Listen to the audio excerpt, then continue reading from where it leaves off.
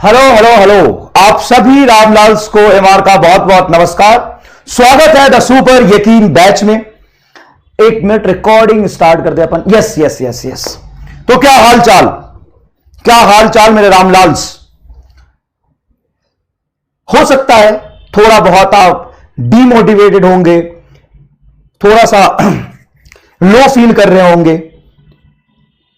Everything is well, ठीक है। लेकिन मेरे नजर में जो लो फील कर रहे हैं, थोड़ा सा डिमोटिवेटेड है, वो ठीक है, वो जस्टिफाइड है। क्योंकि अगर आप मेहनत करते हैं और कुछ नहीं मिल पाता है जो आप डिजर्व कर रहे होते हैं, तो होता है। जिन्होंने मेहनत ही नहीं किया वो तो बहुत ही चिल मार रहे होंगे, खुश होंगे। लेकिन जिन्होंने मेहनत किया है, थोड़ा बहुत आपको डिमोटिवेशन फील हो रहा होगा। इसीलिए मैंने कभी मैं लिखता उगता नहीं हूं, लेकिन तुम्हारे लिए कुछ लिखा है, सुनाता हूं। जिंदगी में तो पग पग पे इम्तिहान है, जिंदगी में तो पग पग पे इम्तिहान है। कुछ दिख जाते हैं, कुछ नजर नहीं आते। ये जिंदगी हम जिंदा दिली से गुजारेंगे, लेकिन कभी हार ना हम मानेंगे। एक बार और सुनाओ। जिंदगी में तो पग पग पे इम्तिहान है, कुछ दिख जाते हैं, कुछ नजर नहीं आते। जिंदगी में तो पग पग पे इम्तिहान है, कुछ दिख जाते हैं, कुछ नजर नहीं आते। ये सफर हम जिंदा दिली से गुजारेंगे, पर कभी हार ना हम मानेंगे, पर हम हार कभी ना मानेंगे। देखो,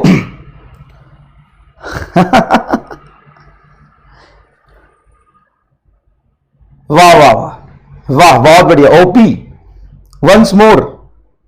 लेकिन सुनने में जो अच्छा लग रहा है ना, उसको समझने की कोशिश करो, थोड़ा सा समझने की कोशिश करो। जिंदगी में तो पग पग पे इम्तिहान है, जिंदगी में तो पग पग पे इम्तिहान है। कुछ दिख जाते हैं, कुछ नजर नहीं आते। ये सफर हम जिंदा दिली से गुजारेंगे, पर हम हार कभी ना मानेंगे, पर हम हार कभी ना मानेंगे। देख भाई, सिर्फ नीट 21 आपका लास्ट एग्जाम नहीं था। अगर आप क्वालिफाई कर भी जाते तो आगे भी आपके लाइफ में एग्जाम्स होते रहते, आपको फेस करना ही होता। और अगर आप नहीं क्वालिफाई कर पाए तो भी आपको आगे स्ट्रगल करना ही है। और जब तक हम गिरते नहीं है ना, जब तक हम हारते नहीं है, तब तक हमें सक्सेस का महत्व नहीं पता चलता है। तब तक हमें यह नहीं पता चलता है कि सच में हमें जो मिलेगा या जिस चीज के लिए मेहनत कर रहे हैं वो कितना टफ है, और मिलने के बाद जो सक्सेस का प्लेजर उतना ही गुना ज्यादा होता है जितना गुना आप मेहनत करते हैं। कोई चीज कम मेहनत के या बिना मेहनत के आपको मिल जाता है ना, यकीन मानो उसमें मजा नहीं आएगा आपको। यकीन मानो उसमें मजा ही नहीं आएगा आपको। कम मेहनत से या बिना मेहनत के कोई चीज मिल जाता है ना, तो प्लेजर ही नहीं देगा आपको, सुकून ही नहीं मिलेगा उसमें। हो ही नहीं सकता है कि आप उस सक्सेस को एंजॉय कर पाए। किसी भी सक्सेस को हम उतना ही ज्यादा एंजॉय करते हैं, किसी भी सक्सेस का प्लेजर, एंजॉयमेंट उतना ही ज्यादा होता है जितना ज्यादा उस सक्सेस को पाने में हमने मेहनत किया होता है। नहीं तो तुम प्राइम मिनिस्टर बन जाओ ना, रातों रात प्राइम मिनिस्टर बन जाओ, फील ही नहीं आएगा कि मैं क्या बन गया।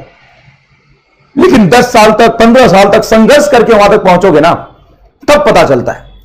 तो अगर आप डॉक्टर बन जाते हो बिना मेहनत के, बिना संघर्ष किए हुए, एक्सट्रीम लेवल का पेन लिए हुए, तब वो उसका प्लेजर ही नहीं पता चलेगा। पहली इंपॉर्टेंट बात है ये, है ना, जो मुझे लग रहा है, मुझे नहीं पता, मैं ज्यादा एक्सपीरियंस नहीं है मुझे, लेकिन जैसा मुझे फील हुआ, बस मैं वो बात अपना कहना चाह रहा हूं। कई लोग इससे सहमत भी होंगे, कई लोग इससे नहीं भी सहमत होंगे। मैं बस जो महसूस कर रहा था ना, वो मैं आपको कह रहा हूं बस। पहली बात तो ये। दूसरी सबसे ज्यादा इंपॉर्टेंट बात, एक हार का मतलब यह नहीं होता है कि हम कमजोर हैं। एक हार का यह मतलब नहीं होता है कि हम नहीं कर सकते हैं। और कई बार तो हम हारते रहते हैं, हमें हार का भी पता नहीं चलता, चलता रहता है जीवन, हम हारते रहते हैं, हारते रहते हैं। अचानक से किसी दिन रियलाइज होता है कि अरे यार, मैं तो बहुत हारा हुआ हूं, बहुत गिरा हुआ हूं, मैं तो बहुत कमजोर हूं, शायद मैं कुछ नहीं कर पाऊंगा। लेकिन लगता है कि नहीं, कोशिश करके तो देखते हैं एक बार। मैं ऑनेस्टली अपने बारे में अगर आपको बताऊं तो मेरे 12th में 49% मार्क्स थे। 12th में 49% मार्क्स थे। मैंने ड्रॉप लिया था, और मैं पॉलिटेक्निक का पेपर लिखा था जिसमें मैं क्वालिफाई नहीं हो पाया था। मैं AIEEE का पेपर लिखा था, मैं क्वालिफाई नहीं हो पाया था। मैंने IIT JEE का पेपर लिखा था, मैं क्वालिफाई नहीं हो पाया था। मैंने दोबारा पॉलिटेक्निक का पेपर लिखा था, मैं क्वालिफाई नहीं हो पाया था। मैं सच बता रहा हूं। फिर ड्रॉप लेके मैंने 12th का पेपर दिया, JEE का पेपर दिया।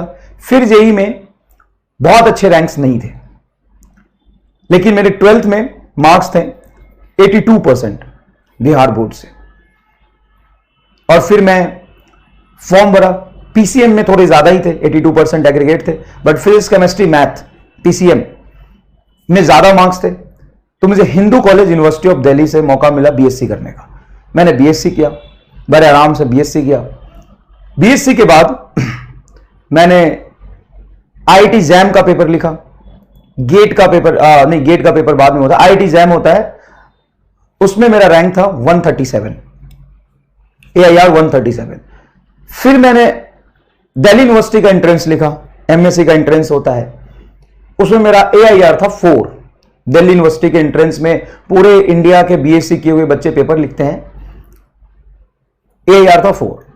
फिर मैंने CSIR JRF का पेपर लिखा, जिसमें मेरा ऑल इंडिया रैंक था 132, है ना, रिसर्च फेलोशिप मिलता है।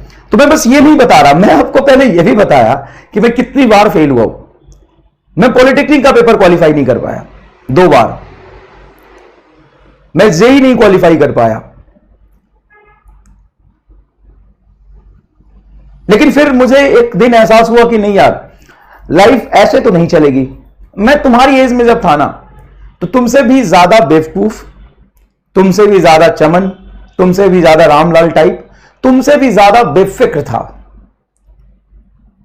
और तुमसे भी ज्यादा बदमाश था, तुमसे बड़ा गुंडा था। जिस उम्र में तुम आज हो, उस उम्र में मोहल्ले में मैं कूटने के लिए जाना चाहता था। कोई लड़ाई होती थी, शुरुआत कोई भी करता, लेकिन खत्म मैं ही करता था। पूरे मुजफ्फरपुर में कभी कोई लड़ाई हो जाए, शुरुआत कोई भी करे, लेकिन खत्म मैं करता था उसको।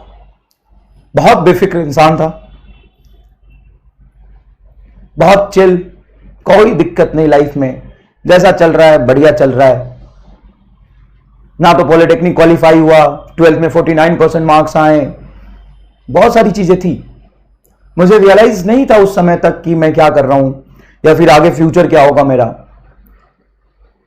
लेकिन एक बार ऐसा समय आया जब मुझे महसूस हुआ कि नहीं यार, पढ़ के देखना चाहिए, पढ़ाई कैसी चीज है, पढ़ना चाहिए एक बार। तो तुमने सोचा चलो पढ़ के देखते हैं, और अपना बचपन से ही वसूल रहा है कि हम जो काम करेंगे वो सबसे बेहतरीन करेंगे। हम उनमें से नहीं आते कि चल रहा ये भी चल रहा, वो भी चल रहा, वो भी चल रहा, ना, हम जो करेंगे बेहतरीन करेंगे। अगर हम गुंडा बनेंगे तो सबसे बेहतरीन गुंडा बनेंगे, अगर हम किसी को कूटेंगे तो सबसे बेहतरीन कूटेंगे, अगर हम पढ़ेंगे तो सबसे बेहतरीन पढ़ेंगे। 1 साल अपने लाइफ में पढ़ा। मैं बचपन में कभी स्कूल नहीं गया, गवर्नमेंट स्कूल से पढ़ा, तो स्कूल जाने का कभी मौका मिला नहीं। 8th 9th तक तो मैं कभी स्कूल ही नहीं गया, स्कूल ही नहीं गया कभी 8th 9th 10th तक। मतलब ही नहीं था, क्या करना स्कूल जाके, पढ़ना जरूरी थोड़ी ना है। 11th 12th में भी नहीं पढ़ा। लेकिन जब समय आया कि नहीं पढ़ना चाहिए तो पढ़ा, और जब ऐसा पढ़ा कि वैसा कोई नहीं पढ़ पाया। आज भी मेरे दूर के रिलेटिव्स या पास के रिलेटिव्स या फिर नोन जब सुनते हैं मेरे बारे में तो कहते हैं ये तो मेरे घर पे आता था और रेडियो तोड़ के भाग जाता था। मेरे रिलेटिव्स पहले मेरा मजाक उड़ाते थे कि ये कितना मंद बुद्धि है, लाइफ में क्या कर पाएगा। मेरे भविष्य की चिंता मेरे पिताजी से भी ज्यादा मेरे उन रिलेटिव्स का था, मौसी के लड़के का था, बुआ फूफा जी का था, फूफा जी के बड़े भाई थे। उनको मेरे भविष्य की ज्यादा चिंता थी कि ये क्या करेगा, उनका बेटा आज तक बेरोजगार घूम रहा है। उनको मेरे भविष्य की ज्यादा चिंता थी।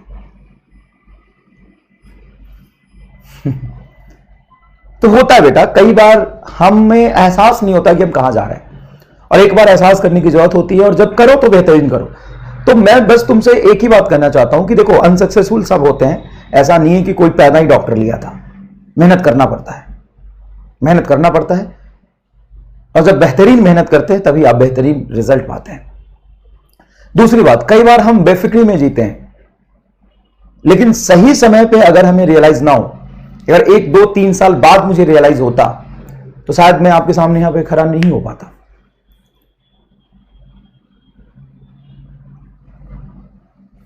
समझ में आएगी नहीं है? तो समय पे रियलाइज करना भी बहुत जरूरी है, और उसके बाद आपको मेहनत करना पड़ेगा। समझ में आया कि नहीं है? चलिए, तो देखो, जिंदगी में बहुत से इम्तिहान आते रहेंगे, ये आखिरी नहीं है। हर समय पे आपको ऐसा लगेगा कि मुझे इसको टैकल करना है। कई बार डिसीजन मेकिंग इम्तिहान होंगे, आपके कई इम्तिहान होते रहते हैं, और आगे जब यूजी कर लोगे तो पीजी का होगा, पीजी कर लोगे तो कहीं अच्छे जॉब का होगा। तो ये सब चलता रहता है लाइफ में, और लाइफ में किसी का लाइफ परफेक्ट नहीं है। आपको हर समय स्ट्रगल करना है, और इसी का नाम लाइफ है। ठीक है? तो मस्त रहो, बट ये रियलाइज करो और आज ही डिसाइड कर लो कि क्या करना है। अगर पढ़ना है तो ऐसे पढ़ो जैसे कोई नहीं पढ़ पा रहा हो, और नहीं तो छोड़ दो, नहीं तो छोड़ दो, करो ही मत, और नहीं तो बेहतरीन करो। चलो, तो आज थर्मोडायनेमिक्स के लेक्चर नंबर 4 में हमारा जो गोल है, लास्ट लेक्चर में हमने आइसोबारिक एंड आइसोकोरिक प्रोसेस को बहुत ही डिटेल में पढ़ा था।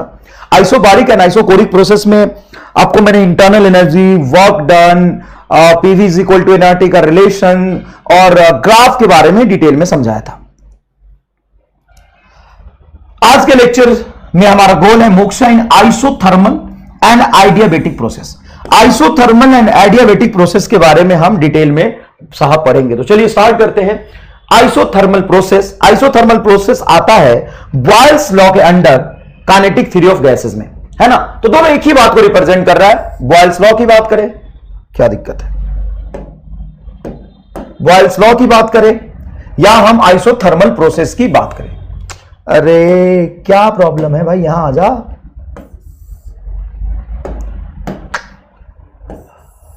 बॉयल्स लॉ की बात करें या हम आइसोथर्मल प्रोसेस की बात करें। बॉयल्स लॉ का क्या मतलब होता है? बॉयल्स लॉ का मतलब होता है सर, टेम्परेचर कांस्टेंट रहेगा। आपको गैस के थर्मोडायनेमिकल स्टेट को जितना मर्जी चेंज कर लो, लेकिन उस थर्मोडायनेमिकल स्टेट में एक फिजिकल क्वांटिटी जो गैस के स्टेट को रिप्रेजेंट कर रहा है, टेम्परेचर, वो कांस्टेंट रहेगा। टेम्परेचर कांस्टेंट रहेगा, इसी को हम कहते हैं आइसोथर्मल प्रोसेस। तो सबसे पहले हम जाते हैं अपने ideal gas equation PV is equal to NRT पे। Temperature constant, R gas constant और N number of mole is constant, तो ये पूरा टर्म हो जाएगा कांस्टेंट। तो आप कह सकते हो PV is equal to constant. Pressure into volume का जो प्रोडक्ट होता है, प्रेशर इनटू वॉल्यूम का जो प्रोडक्ट होता है, वो आइसोथर्मल प्रोसेस में क्या रहता है साहब? कांस्टेंट रहता है। अगर गैस को एक स्टेट, उसका प्रेशर है P1, वॉल्यूम है V1 एंड टेम्परेचर है T, टेम्परेचर तो होगा साहब T, उस स्टेट से इसको दूसरे स्टेट पे लेके जाएंगे तो प्रेशर कुछ चेंज होके हो जाएगा P2, वॉल्यूम हो जाएगा V2, लेकिन टेम्परेचर वही रहेगा। टेम्परेचर इसका चेंज नहीं होगा, टेम्परेचर वही रहेगा, टेम्परेचर वही रहेगा। समझ में आया कि नहीं है? तो देखिए साहब, PV is equal to constant के हिसाब से आप देखिए टेम्परेचर वही रहेगा, तो आइडियल गैस इक्वेशन में टेम्परेचर चेंज हो नहीं रहा, गैस कांस्टेंट चेंज हो नहीं रहा, नंबर ऑफ मोल चेंज हो नहीं रहा। तो आप यहां पे लिख सकते हैं P1 V1, यहां पे pressure into volume P1 V1 is equal to P2 V2, ये एक इक्वेशन बनेगा। यहां से आप ये भी कह सकते हैं कि pressure is inversely proportional to volume, pressure is inversely proportional to volume और volume is inversely proportional to pressure. Temperature तभी कांस्टेंट रह पाएगा जब आप प्रेशर को बढ़ाओगे तो वॉल्यूम घटना चाहिए, क्योंकि इनके प्रोडक्ट ही टेम्परेचर को डिफाइन करेंगे। वॉल्यूम को डिक्रीज करोगे, वॉल्यूम को क्या करोगे? डिक्रीज करोगे, तो प्रेशर बढ़ना चाहिए। अगर कोई ऐसा प्रोसेस है जिसमें प्रेशर एंड वॉल्यूम दोनों कम हो रहा, तो क्या वो आइसोथर्मल प्रोसेस को रिप्रेजेंट कर सकता है? आइसोथर्मल प्रोसेस को रिप्रेजेंट कर सकता है? एक बार सोच के बताइए। अगर प्रेशर भी कम हो रहा है, वॉल्यूम भी कम हो रहा है, तो क्या वो आइसोथर्मल प्रोसेस को रिप्रेजेंट कर सकता है किसी कंडीशन के साथ? नहीं कर सकता, नहीं कर सकता, हो ही नहीं सकता। अगर आप गैस का वॉल्यूम भी कम कर दोगे और प्रेशर भी कम कर दोगे तो पीवी का प्रोडक्ट बहुत कम हो जाएगा, और पीवी के प्रोडक्ट को ही कहते हैं हम एनआरटी। ये गलत हो जाएगा। अगर आप प्रेशर को बढ़ा रहे हो तो वॉल्यूम कम होगा, तभी इन दोनों का प्रोडक्ट एनआरटी कांस्टेंट रहेगा, ये सही है। अगर आप वॉल्यूम को बढ़ाओगे तो प्रेशर क्या हो जाएगा? कम हो जाएगा। ठीक बात है सर। अब आओ जरा हम बात करें कि ऐसा पॉसिबल है एक्चुअल में? क्या एक्चुअल में आइसोथर्मल प्रोसेस जैसा कोई प्रोसेस एग्जिस्ट कर सकता है? हां, कर सकता है, लेकिन that process must be very slow. Heat flows with very small amount, very slow process, very slow process. कहा है सर? वेरी धीरे धीरे और स्मॉल अमाउंट में हीट काहे देते हैं? हम तुरंत से बहुत सारा हीट दे देंगे। अगर आप तुरंत से बहुत सारा हीट दोगे, तुरंत से बहुत सारा हीट दोगे मतलब एनर्जी दोगे। याद है ना, हीट देने का मतलब क्या है? एनर्जी दोगे। तो कैसा हो सकता है कि किसी को तुम पैसा दो, मेरी बात सुनना कितना प्रैक्टिकल है, किसी को तुम पैसा दो और बोलो कि जा तू खर्च कर दे, तो भाई साहब एक ही इंस्टेंट पे वो थोड़ी ना खर्च कर देगा सारा का सारा पैसा। अब मान लो उसको कपड़े खरीदने हैं, तो कपड़े खरीदने में इतना समय लगेगा। मान लो उसको गोवा जाना है, तो फ्लाइट की टिकट बुक कराने में पैसे खर्च होगा। फिर जब गोवा पहुंचेगा तो 5 स्टार होटल में रुकेगा, तो वहां अलग के पैसे खर्च होगा। तब तक तो पैसा स्टोर करके रख लेगा ना, थोड़ा थोड़ा। टेम्परेचर बढ़ जाएगा, इंटरनल एनर्जी बढ़ जाएगा। मेरी बात सुनना, अगर मैं तुम्हें पैसे दूं और बोलूं कि सुन, पैसे बचा कर नहीं रखने, तुरंत खर्च करने हैं, और तुरंत मैंने दे दिए तुम्हें 10 लाख रुपए। अब तो आप 10 लाख रुपए दे दिए तुम्हें खर्च करने, तो तू अलबला जाएगा, हार्ट अटैक कर जाएगा थोड़ा, है ना। तू तो खुशी के मारे वही बेहोश हो जाएगा और सारे पैसे तेरे जमा रह जाएंगे। तो अचानक से नहीं देंगे, पहले मैं तुम्हें दूंगा 500 रुपए खर्च कर, फिर 500 और दूंगा, फिर 500 और दूंगा, बोलूंगा चल गोवा पहुंच, तो 5000 ट्रांसफर करूंगा, तो धीरे धीरे हीट दूंगा और तो धीरे धीरे खर्च करता जाएगा। अचानक से अगर हीट दे दिया तो पक्की बात है कुछ ना कुछ टेम्परेचर बढ़ जाएगा। समझ में आया कि नहीं है? तो heat flows with very small amount. क्यों धीरे धीरे हीट देने की जरूरत है? सर तुरंत से हीट दे दोगे गैस अलबला जाएगा, तुरंत से हीट दे दोगे गैस अलबला जाएगा एकदम। बोलेगा हाँ इतना ज्यादा, तो हम काम तो बाद में करम, कुछ जमा हो जाए, बहुत ज्यादा देर बता। समझ में आया कि नहीं है? ठीक है। तो आइडियल गैस इक्वेशन के लिए हमने ये आइडियल गैस के लिए हमने इक्वेशन लिखा था, ये पीवी बराबर क्या हो जाएगा? कांस्टेंट हो जाएगा। पीवी बराबर कांस्टेंट मतलब टेम्परेचर को बता रहा। अब हम बात करते हैं इंटरनल एनर्जी के बारे में। इंटरनल एनर्जी क्या होता है? सर इंटरनल एनर्जी को आप लिख सकते हो du बराबर एनसीवी dt। क्योंकि कांस्टेंट वॉल्यूम पे बात करें तो dq du होगा, कांस्टेंट वॉल्यूम पे बात करें तो dq ही du होगा, उसको हम लिख सकते हैं एनसीवी dt।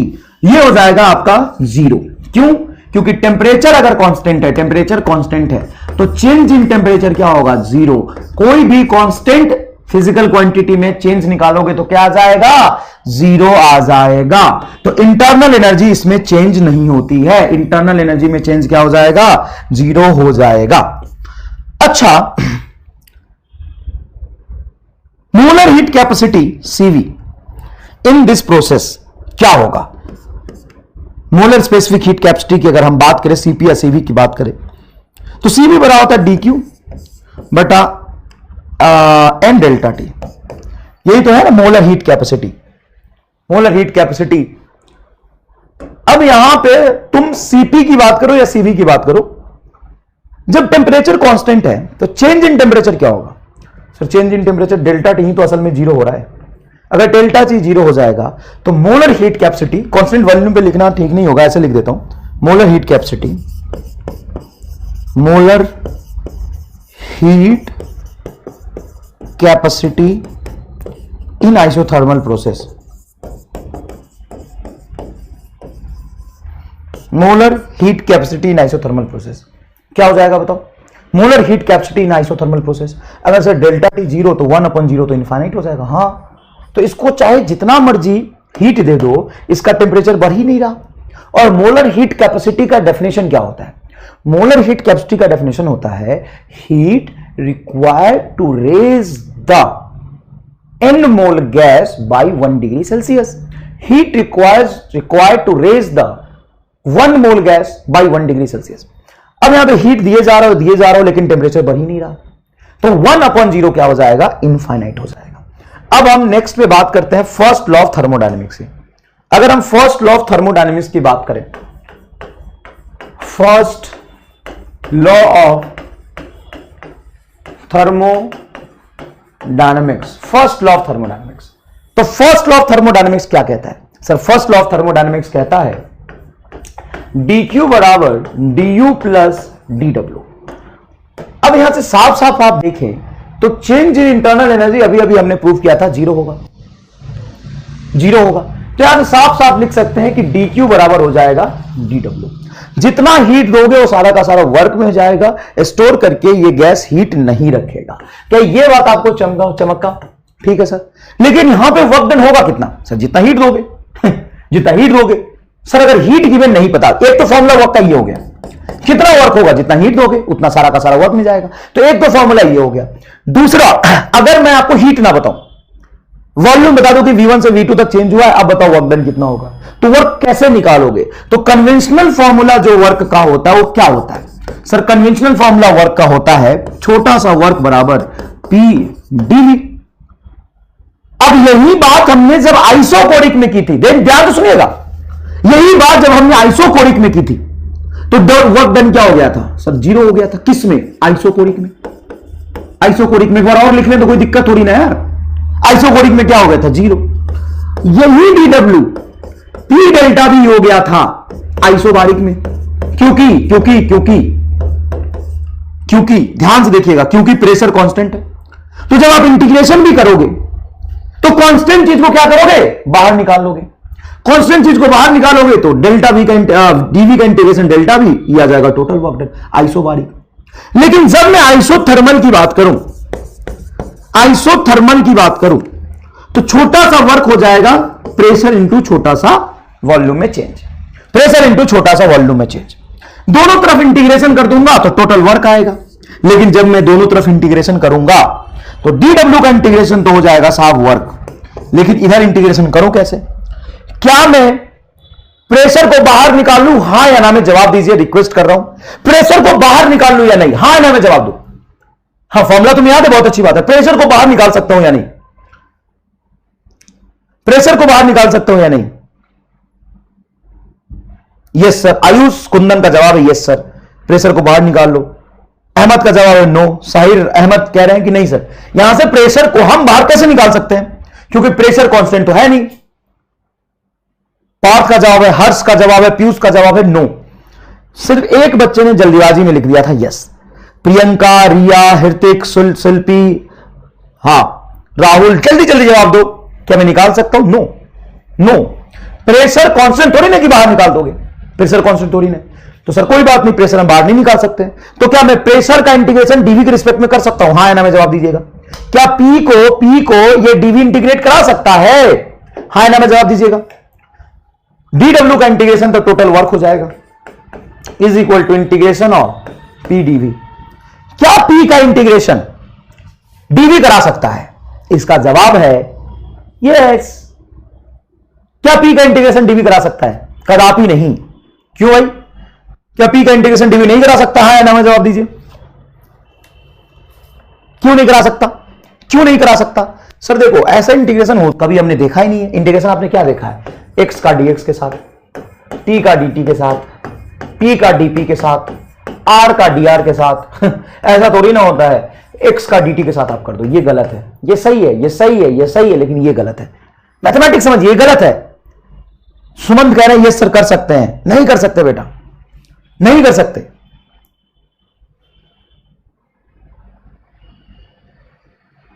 समझ में आया कि नहीं? वर्क डन होगा पी डॉट डीवी, और ये इंटीग्रेशन हम नहीं कर सकते हैं क्योंकि पी का डीवी इंटीग्रेशन नहीं करा सकता है, नहीं करा सकता है। सर अब क्या करें? अब तो समस्या बन गई। हाँ, बहुत भारी समस्या है, आप नहीं कर सकते। ये इंटीग्रेबल नहीं है, नॉट इंटीग्रेबल, नॉट इंटीग्रेबल। अब ये इंटीग्रेबल है ही नहीं, आप कर ही नहीं सकते। तो सर अब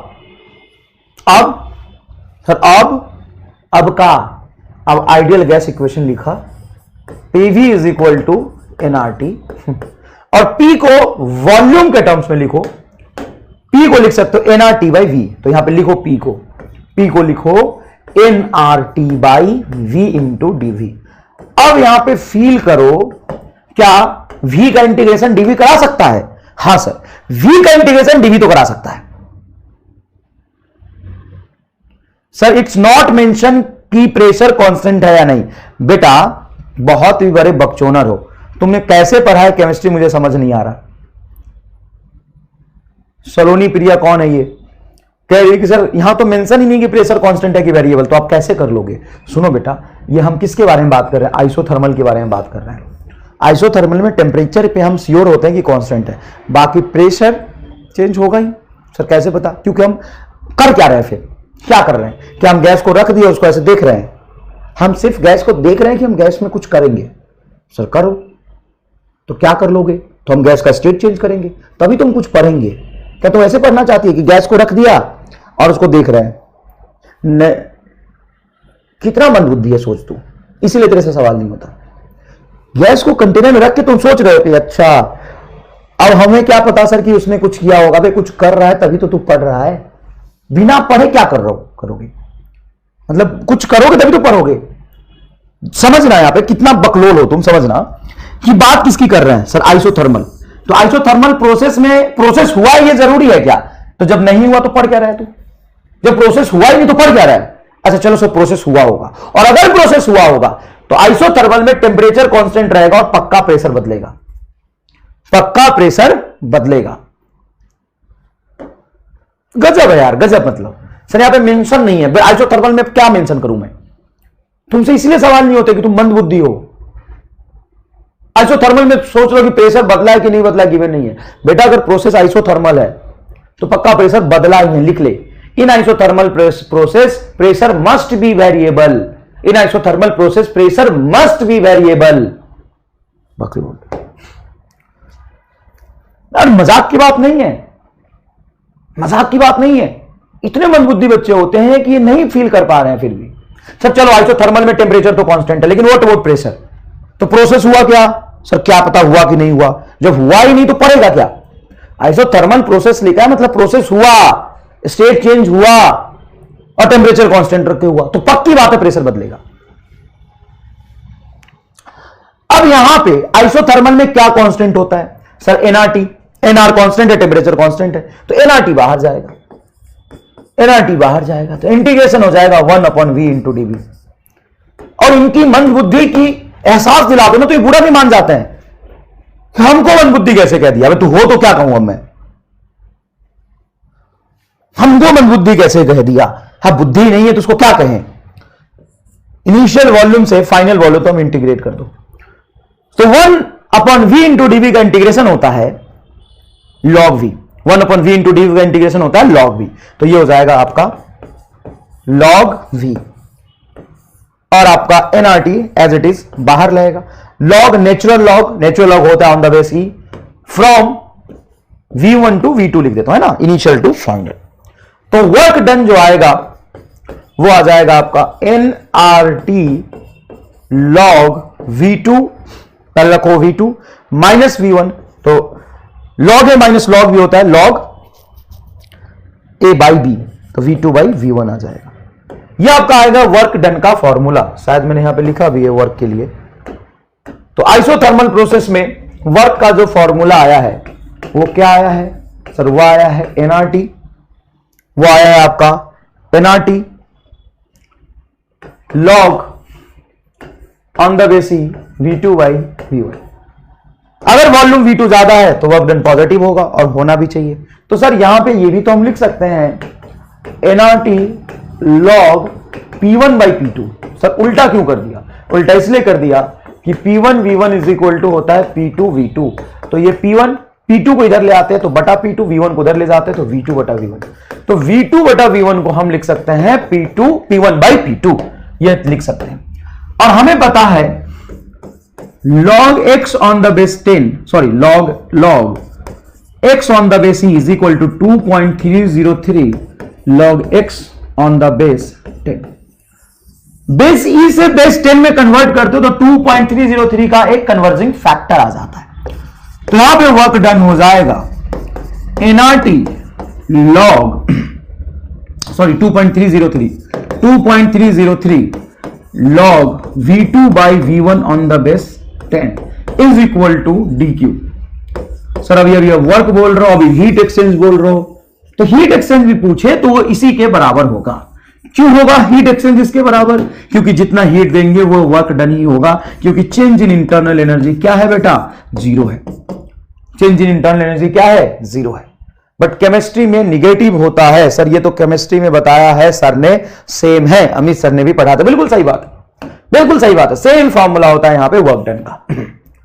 हाँ, केमिस्ट्री में अगर V2 ज्यादा हो तो वर्क निगेटिव आ जाता है, यहां पे V2 ज्यादा हो तो वर्क पॉजिटिव आता है, ये आप याद रखेंगे। अच्छा एनआरटी को खा गया अपन।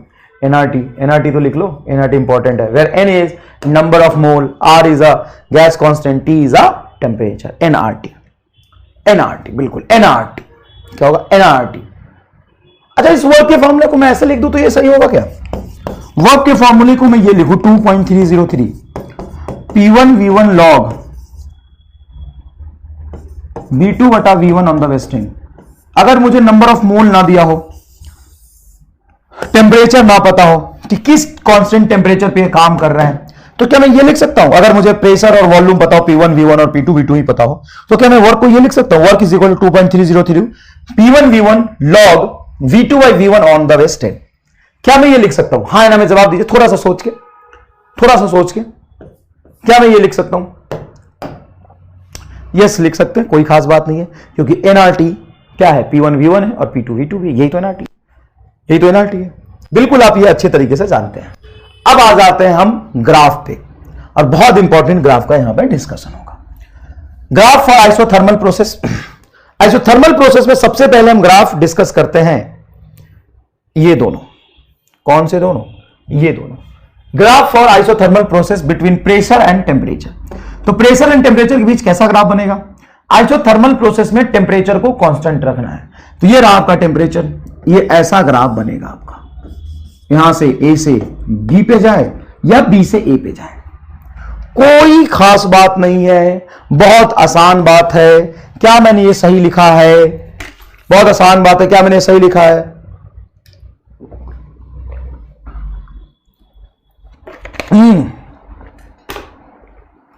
क्या मैंने ये सही लिखा है?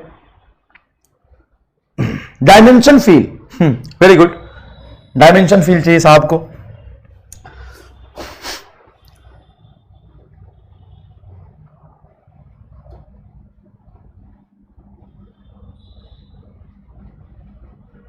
डायमेंशन फील चाहिए, तो P इंटू वी का डायमेंशन क्या होता है? P इंटू वी का डायमेंशन क्या होता है बताओ, फिर मैं तुम्हें डायमेंशन फील जोरदार दिलाता हूं। P इंटू वी का डायमेंशन,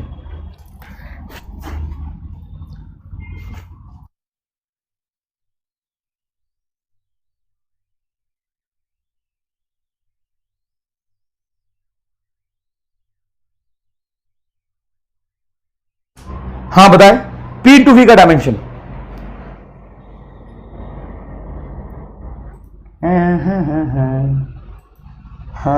P इंटू वी का डायमेंशन, तो देखो प्रेशर इंटू वॉल्यूम का डायमेंशन एनर्जी के बराबर होता है। कैसे? प्रेशर बोलो फोर्स अपॉन एरिया, और ये क्या है? वॉल्यूम। वॉल्यूम का मतलब होता है एरिया इंटू लेंथ, एरिया से एरिया कटा, फोर्स इंटू लेंथ एनर्जी होता है, एनर्जी, एंड वर्क भी एनर्जी है, तो डायमेंशन फील तो आ ही गया। वर्क एक एनर्जी है, और यहां पे पीवी मतलब एनआरटी, जो डायमेंशन पीवी का होगा वही एनआरटी का होगा। तो work is equal to nRT log V2 by V1। Very simple, very simple, समझ में आया? तो लो डायमेंशन का फील आ गया, और मैं चाय बना ली सीधे 1 मिनट में।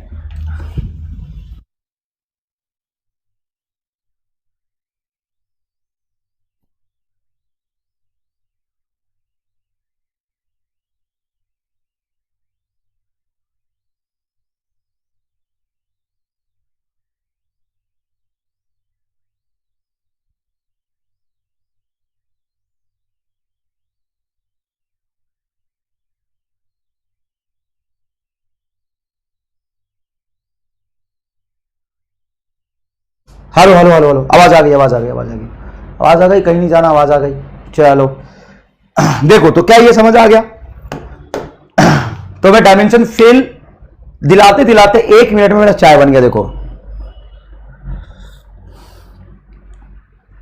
बाबा जी की बूटी डाला इसमें। चलो आ गया। डायमेंशन फील्ड में कोई समस्या है क्या? नहीं बेटा, जो पीवी का डायमेंशन होगा वही वर्क का डायमेंशन होगा, वही एनआरटी का डायमेंशन होगा, और यही एनर्जी का डायमेंशन होगा। यही एनर्जी का डायमेंशन होगा।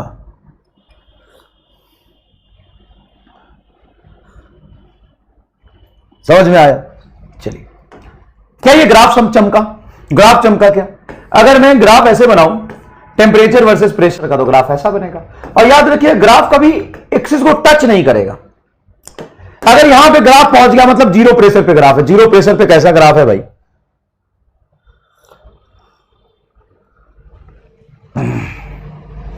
वेपर नहीं निकल रहा, चाय ठंडी। अरे दादा तुम्हें वेपर दिखाऊं, देख इधर दिखा, अब दिखा वेपर, चाय ठंडी है। तू मेरे टैलेंट पे शक करता है। चीते की चाल, बाज की नजर और एमआर के टैलेंट पे शक नहीं करते। ओ गड़बड़ हो गया। चीते की चाल, बाज की नजर और एमआर के टैलेंट पे शक नहीं करते। 1 मिनट में चाय बन जाती है अपनी, 1 मिनट में। कह रहा है कि बाप रे स्टीम नहीं निकल रहा है रामलाल। देखिए इधर graph for isothermal process between temperature and volume. ये बेटा वॉल्यूम और ये टेम्परेचर, ये है टेम्परेचर। तो बताओ कैसा ग्राफ बनेगा? कैसा ग्राफ बनेगा? तो ग्राफ बनेगा बेटा ऐसा, ऐसा। ये रहा आपका ए से बी थर्मोडायनेमिकल स्टेट पे गया है। लगातार इसकी वॉल्यूम बढ़ रही है लेकिन टेम्परेचर कांस्टेंट है। अगर आपसे पूछे कि प्रेशर के बारे में बताओ, व्हाट अबाउट प्रेशर, तो एकदम कूल होकर सोचना, घबराना नहीं। ये देखो ध्यान से, तो इस ग्राफ को देख के पता चल रहा है कि आइसोथर्मल प्रोसेस को रिप्रेजेंट कर रहा है। आइसोथर्मल प्रोसेस में टेम्परेचर क्या होना चाहिए सर? कांस्टेंट होना चाहिए। देखो सीधा सीधा जा रहा है। हाँ, कांस्टेंट टेम्परेचर में वॉल्यूम बढ़ रहा तो प्रेशर कम होगा। कितना इजी है यार, कितना इजी है। डिक्रीज होगा।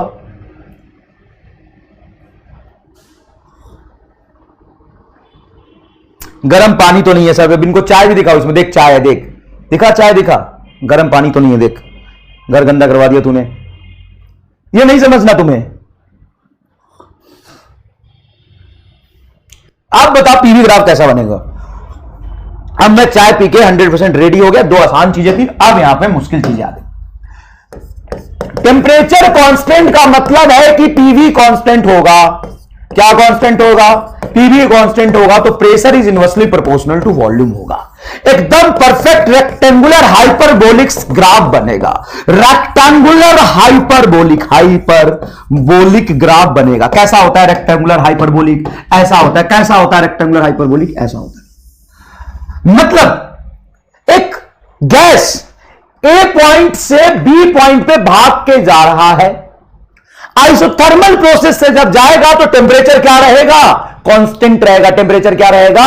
कांस्टेंट रहेगा। एक बच्चा लिख रहा है पैराबोला, बेटा तू लात खाएगा, तू चाय नहीं लात खाएगा। चाय खाएगा सर, अपन चाय खाएगा, तू लात खाएगा, चाय नहीं खाएगा। इधर देख, ये पैराबोला नहीं है, ये रेक्टेंगुलर हाइपरबोला है। बताओ ए पे टेम्परेचर बताओ कितना है सर? कुछ टी होगा, हाँ टी होगा। यहां पे कितना टेम्परेचर? टी ही होगा। यहां पे टी ही होगा, यहां पे टी ही होगा, यहां पे टी होगा, यहां पे टी होगा। इसको कहते हैं isothermal curve. Isothermal curve. Sir एक बात बताओ, इसको हम रेक्टेंगुलर हाइपरबोला कहते हैं कि आइसोथर्मल कर्व कहते हैं? इसको हम रेक्टेंगुलर हाइपरबोला कहते हैं कि आइसोथर्मल कर्व कहते हैं? पहले डिसाइड कर लो क्या कहते हैं। ये ग्राफ जो कर्व बता रहा है ना, वो रेक्टेंगुलर हाइपरबोलिक की नेचर है। लेकिन इस पीवी ग्राफ में हर जगह टेम्परेचर क्या है? कांस्टेंट है, इसीलिए हम इसको कहते हैं आइसोथर्मल कर्व। यहां पे कंटेनर में गैस भरा, गैस भरा, गैस भरा, गैस भरा। इसका प्रेशर है P, वॉल्यूम है V, टेम्परेचर है T। ये टेम्परेचर इसका क्या है? कांस्टेंट है। तो सर टेम्परेचर कांस्टेंट है तो पीवी का प्रोडक्ट कांस्टेंट होगा। हां, तो अगर जैसे जैसे आप वॉल्यूम बढ़ा रहे हो देखो प्रेशर कम हो रहा, एंड रेक्टेंगुलर हाइपरबोलिक बना है। तो किसी मान लो कि ये T1 टेम्परेचर पे, किस पे है? T1 टेम्परेचर पे। तो ये होगा पीवी बराबर टेम्परेचर T1 कांस्टेंट। अब मैं एक काम करता हूं, गैस का टेम्परेचर T1 से बढ़ा के T2 कर देता हूं, और फिर मैं वहां पे, सर वो आइसोथर्मल नहीं रहेगा, हां बेटा आइसोथर्मल नहीं रहेगा, लेकिन मैं T1 से टेम्परेचर बढ़ा के कुछ T2 कर दिया, और फिर T2 पे इसको क्या कर दिया, फिक्स्ड कर दिया। फिर मैंने इसको T2 पे क्या कर दिया, फिक्स कर दिया, और उस T2 टेम्परेचर पे किसी पर्टिकुलर प्रेशर से वॉल्यूम तक जा रहा हूं, किसी प्रेशर से वॉल्यूम, मतलब प्रेशर को इंक्रीज या डिक्रीज कर रहा हूं तो वॉल्यूम इंक्रीज और डिक्रीज होगा। उसका ग्राफ कैसा बनेगा, मान लो ये T1 टेम्परेचर पे ग्राफ बना है ना, हर जगह टेम्परेचर क्या है, T1 T1 T1 T1 T1 T1 T1 T1। तो T1 टेम्परेचर को कांस्टेंट रख के मैंने इसकी पीवी को चेंज की थी। अब मैं आपसे कह रहा हूं कि मैं टेम्परेचर T1 से बढ़ा के कुछ T2 कर दिया और फिर उसको फिक्स कर दिया। T1 से T2 क्या हुआ, आइसोथर्मल नहीं था, लेकिन T2 में जाके मैंने इसको फिक्स कर दिया। सर T2 ज्यादा है क्या, हां, तो अब जब पीवी बराबर आप NRT2 करोगे तो ये T2 ज्यादा होने की वजह से पीवी का प्रोडक्ट ज्यादा होगा, और फिर वो कांस्टेंट रहेगा, मतलब ये ग्राफ थोड़ा सा ऊपर शिफ्ट कर जाएगा। तो जैसे जैसे आइसोथर्मल कर्व ऊपर शिफ्ट होता जाएगा वो हाइयर टेम्परेचर को रिप्रेजेंट करेगा। मान लीजिए ये T1 है, ये T2 है, ये T3 है, ये T4 है, तो आप कह सकते हैं कि T4 is greater than T3 is greater than T2 is greater than T1। और इसका दूसरा प्रूफ मैं ग्राफिकल भी बताता हूं आपको, चलो ग्राफिकल बताता हूं। मान लो यहां पे कोई वॉल्यूम है V और प्रेशर है P, तो ये V की वैल्यू, ये P की वैल्यू, तो PV का प्रोडक्ट यहां पे कुछ आ जाएगा।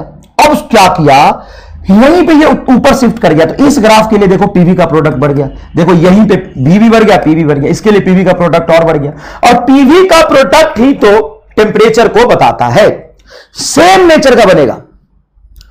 अंकिता कह रही है, अंकिता यकीनियन कि सर बहुत समझ आ गया, चमक रहा है सर, वाह बेटा, यही उद्देश्य था कि आपको चमके, यही उद्देश्य था कि आपको चमके। इतना मेहनत से आपने पढ़ा और आपको पढ़ाया मैंने इतना मेहनत से कि आप ग्राफ समझते हैं। भाई साहब 2 क्लास में तो ग्राफ पढ़ाया मैंने, कहां इतना 2 क्लास में ग्राफ पढ़ाया गया हो आज तक पूरे भारतवर्ष में, बता। बेसिक मैथ में 2 क्लास में तुम्हें सिर्फ ग्राफ ही पढ़ाया हो, बताओ कहां पढ़ाया हो 2 क्लास में सिर्फ। और ध्यान से याद करोगे तो ये मैं पहले ही पढ़ा चुका हूं, प्रेशर वर्सेस वॉल्यूम का ग्राफ आइसोथर्मल प्रोसेस के लिए बेसिक मैथ में मैंने उसी दिन पढ़ा दिया था। निकालो तुम बेसिक मैथ का नोट्स, निकालो बेसिक मैथ का नोट्स, और ये ग्राफ वहां पे बना हुआ है। आज हम इतने चिल्ला चिल्ला के समझा रहे हो, ठीक बात है, अच्छी बात है, इस पर हम और चर्चा करेंगे, लेकिन ये ग्राफ पहले से बना हुआ है, जाके देखिए आप, 200% बना हुआ है आपके नोट्स में, बना हुआ है आपके नोट्स में।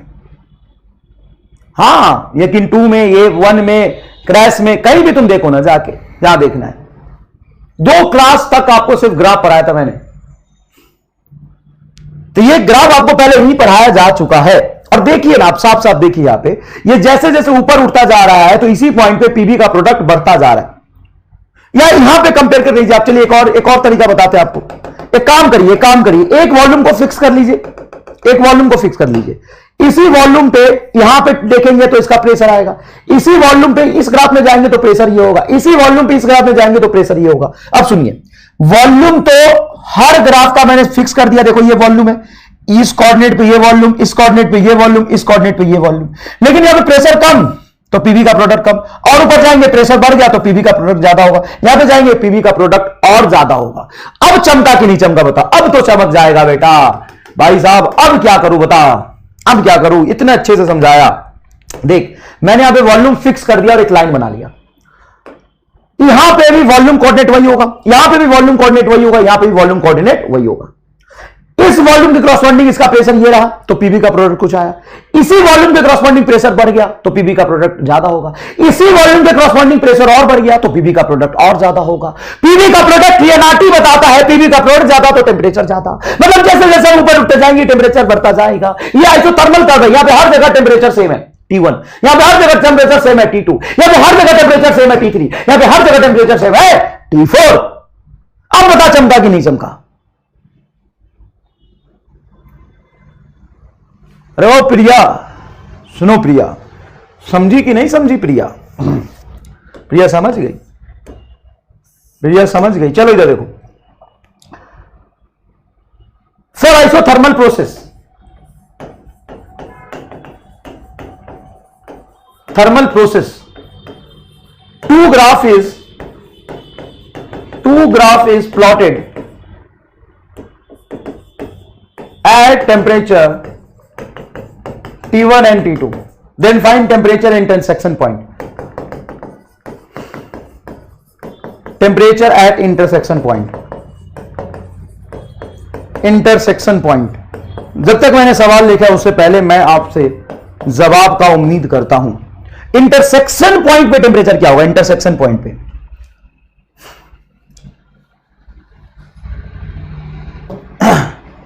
प्रिया प्यारी समझ गई, वाह यार, प्यारी समझ गई,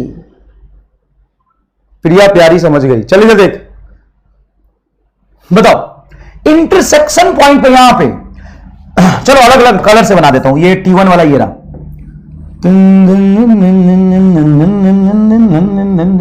ये रहा, और T2 वाला ये रहा, T2 वाला ये रहा, ये T1 है और ये T2 है। अब बताओ इस इंटरसेक्शन पॉइंट पे टेम्परेचर कितना होगा? सेम मतलब कितना? T1 की T2 सेम, T1 बराबर T2 एट इंटरसेक्शन। हाय प्रभु, नमस्कार प्रभु, T1 बराबर T2। यस, कैसे बताऊं, बता भी ना पाऊं, बड़ा शर्माऊं, कैसे बताऊं वो रामलाल, मैं कैसे बताऊं, बता भी ना पाऊं, बड़ा शर्माऊं।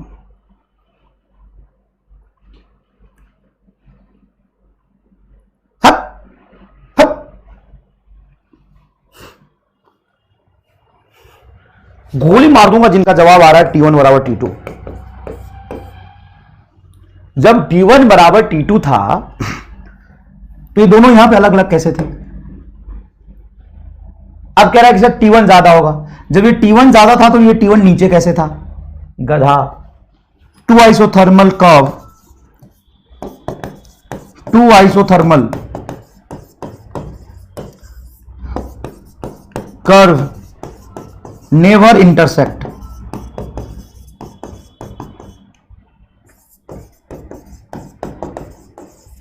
दो आइसोथर्मल कर्व एक दूसरे को काट नहीं सकते। भाई साहब गजब चोमू है यार, ये इम्पॉसिबल है, ये ग्राफ ही गलत है, गलत तरीके से, अंडवन तरीके से सूखा नशा करके ग्राफ बनाया है। दो आइसोथर्मल कर्व में अगर टेम्परेचर T1 T2 अलग अलग है क्योंकि यहां पे टेम्परेचर अलग अलग है, तो जब टेम्परेचर अलग अलग है तो अलग ही रहेंगे, सेम कैसे हो जाएंगे बे? और पहले यहां पे टेम्परेचर ये था तुम्हारा T2 और ये था तुम्हारा T1, ये बता रहा कि T2 ज्यादा है और आइसोथर्मल प्रोसेस है। For isothermal process two graph is plotted. अगर ये आइसोथर्मल प्रोसेस है, अगर ये आइसोथर्मल प्रोसेस है तो T2 कांस्टेंट रहेगा, T2 ज्यादा तो ज्यादा रहेगा। गलत ग्राफ है, भांग खा के बनाया गया ये ग्राफ, आइसोथर्मल प्रोसेस को रिप्रेजेंट ही नहीं कर रहा। लेकिन एग्जामिनर ऐसा ग्राफ बना के आपसे सवाल पूछ सकता है। मतलब कितने चोमो हो बे तुम, पूरा थर्मोडायनेमिक्स पढ़ चुके हो, चौथी बार थर्मोडायनेमिक्स पढ़ रहे हो, फिर भी सवाल में गलती कर रहे हो। तुम्हें शर्माना चाहिए थोड़ा सा, जहां पे बैठे वहां पे बैठ के थोड़ा शर्माओ।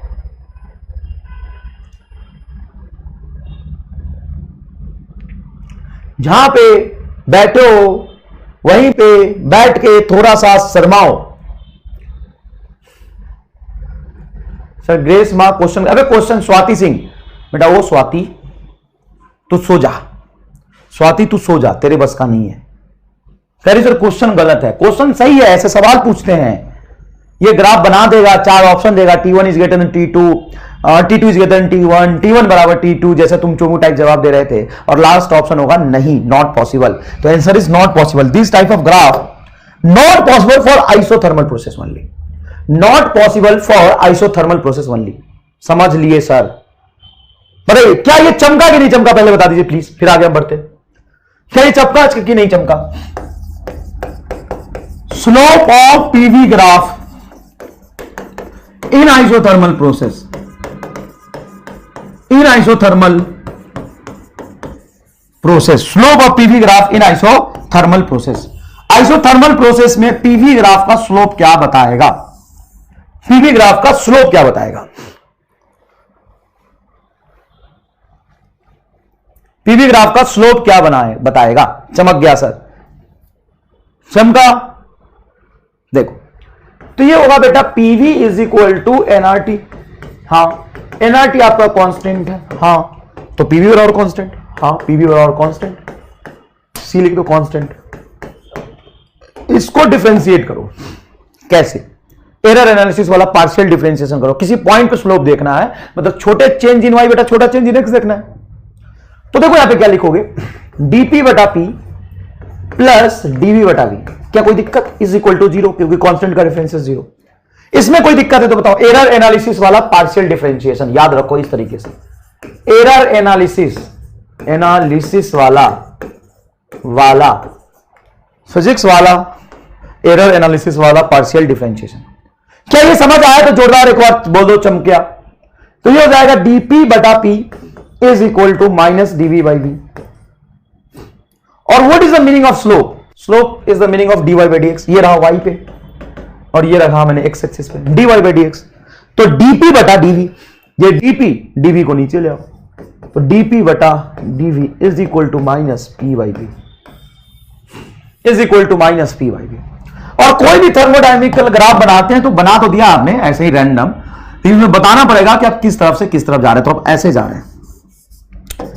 अगर एरो आपका इस तरह का है, मतलब ये एक्सपेंशन हो रहा है कि कंप्रेशन हो रहा है? एक्सपेंशन हो रहा है कि कंप्रेशन हो रहा है? तो वॉल्यूम बढ़ रहा मतलब एक्सपेंशन हो रहा है। तो इस एक्सपेंशन में जो स्लोप होगा डीपी बाई डीवी होगा, वो माइनस पी बाई वी को बताएगा। अब बताओ वॉल्यूम क्या हो रहा है? सर वॉल्यूम बढ़ रहा और प्रेशर क्या हो रहा? प्रेशर घट रहा। अब जो ऊपर है वो घट रहा और डिनोमिनेटर वाला बढ़ रहा। तो ये क्या होगा? सर ये स्लोप होगा तो निगेटिव, लेकिन निगेटिव में द्रुत गति से कम होगा। निगेटिव में कम होगा ना बेटा, स्लोप है निगेटिव। देखो ना यहां पे टेंजेंट ड्रॉ करोगे तो स्लोप आएगा निगेटिव। निगेटिव अगर मैंने बाहर रखा और उसमें लगातार घटता जा रहा है तो निगेटिव में घट रहा है। स्लोप का नेचर निगेटिव है and magnitude of slope is decreasing. Magnitude of slope, I am not talking about slope, I am talking about magnitude of slope, P by V. और ग्राफ में भी देखोगे तो आपको दिखाई देगा। देखो बेटा यहां पे देखो, यहां पे स्लोप देखो कितना ज्यादा है, खड़ी है रेखा, खड़ी है रेखा को नींद आ गया, रेखा लेटने लग गई है। स्वाति सो जा सो जा सो जा सो जा बेटा, सो जा सो जा सो जा सो जा। और जैसे जैसे वॉल्यूम बढ़ रहा स्लोप घटेगा, प्रेशर घट रहा तो स्लोप और घटेगा। वॉल्यूम बढ़ने से स्लोप घटेगा और प्रेशर घटने से भी स्लोप का मैग्नीट्यूड घटता जाएगा, मैग्नीट्यूड घटता जाएगा। ये फील आया कि नहीं आया? क्या आइसोथर्मल प्रोसेस में पीवी ग्राफ का जो स्लोप होगा वो माइनस पी बाई वी को बताएगा। किसको बताएगा? माइनस पी बाई वी को बताएगा। देख यार रेखा खड़ी है और रेखा धीरे धीरे धीरे धीरे धीरे धीरे धीरे धीरे सोती जा रही है। रेखा सोती जा रही है मतलब स्लोप का मैग्नीट्यूड कम होता जा रहा है। जैसे जैसे रेखा सोएगी स्लोप का मैग्नीट्यूड कम होगा और रामलाल हंसेगा तो स्लोप बढ़ेगा। समझ आया? समझ आया?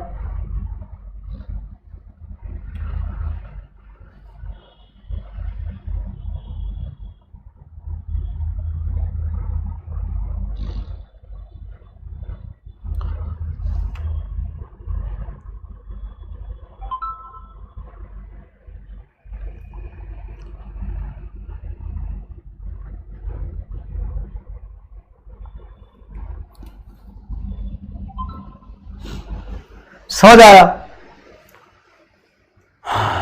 चलो बताओ, इस आइसोथर्मल कर्व में अगर मैं आपसे पूछूं टेम्परेचर, तो आप बेझिझक के बता सकते हैं T1 is greater than T2 is greater than T1। ये आइसोथर्मल कर्व्स हैं फॉर आइसोथर्मल प्रोसेस।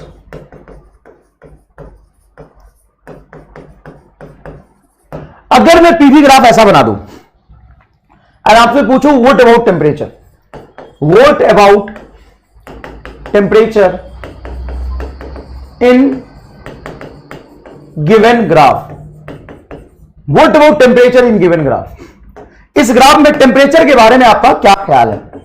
इस ग्राफ में टेम्परेचर के बारे में आपका क्या ख्याल है? सुनिएगा ध्यान से। क्या यह ग्राफ आइसोथर्मल प्रोसेस को रिप्रेजेंट कर रहा है? हां या ना में जवाब दीजिए।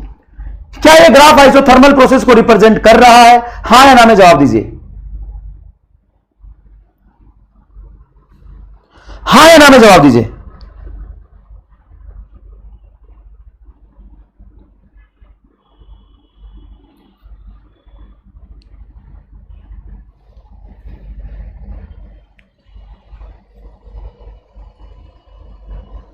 हां या ना में जवाब दीजिए। नहीं कर रहा। आइसोथर्मल प्रोसेस को तब रिप्रेजेंट करेगा ना जब ये रेक्टेंगुलर हाइपरबोलिक ग्राफ होगा। आइसोथर्मल प्रोसेस को तब रिप्रेजेंट करेगा ना जब ये रेक्टेंगुलर हाइपरबोलिक ग्राफ होगा। ये ग्राफ कैसा है? आइसोथर्मल को कैसे रिप्रेजेंट कर सकता है? हां नहीं करेगा। आइसोथर्मल को रिप्रेजेंट नहीं कर रहा। लिख देता हूं। आइसोथर्मल थर्मल को रिप्रेजेंट नहीं कर रहा। रिप्रेजेंट नहीं कर रहा। अगर आइसोथर्मल को रिप्रेजेंट नहीं कर रहा तो टेम्परेचर कांस्टेंट नहीं होगा। Then what about temperature? Temperature is increasing, decreasing, first increasing then decreasing, और फर्स्ट डिक्रीजिंग देन इंक्रीजिंग। क्या होगा बताइए प्लीज।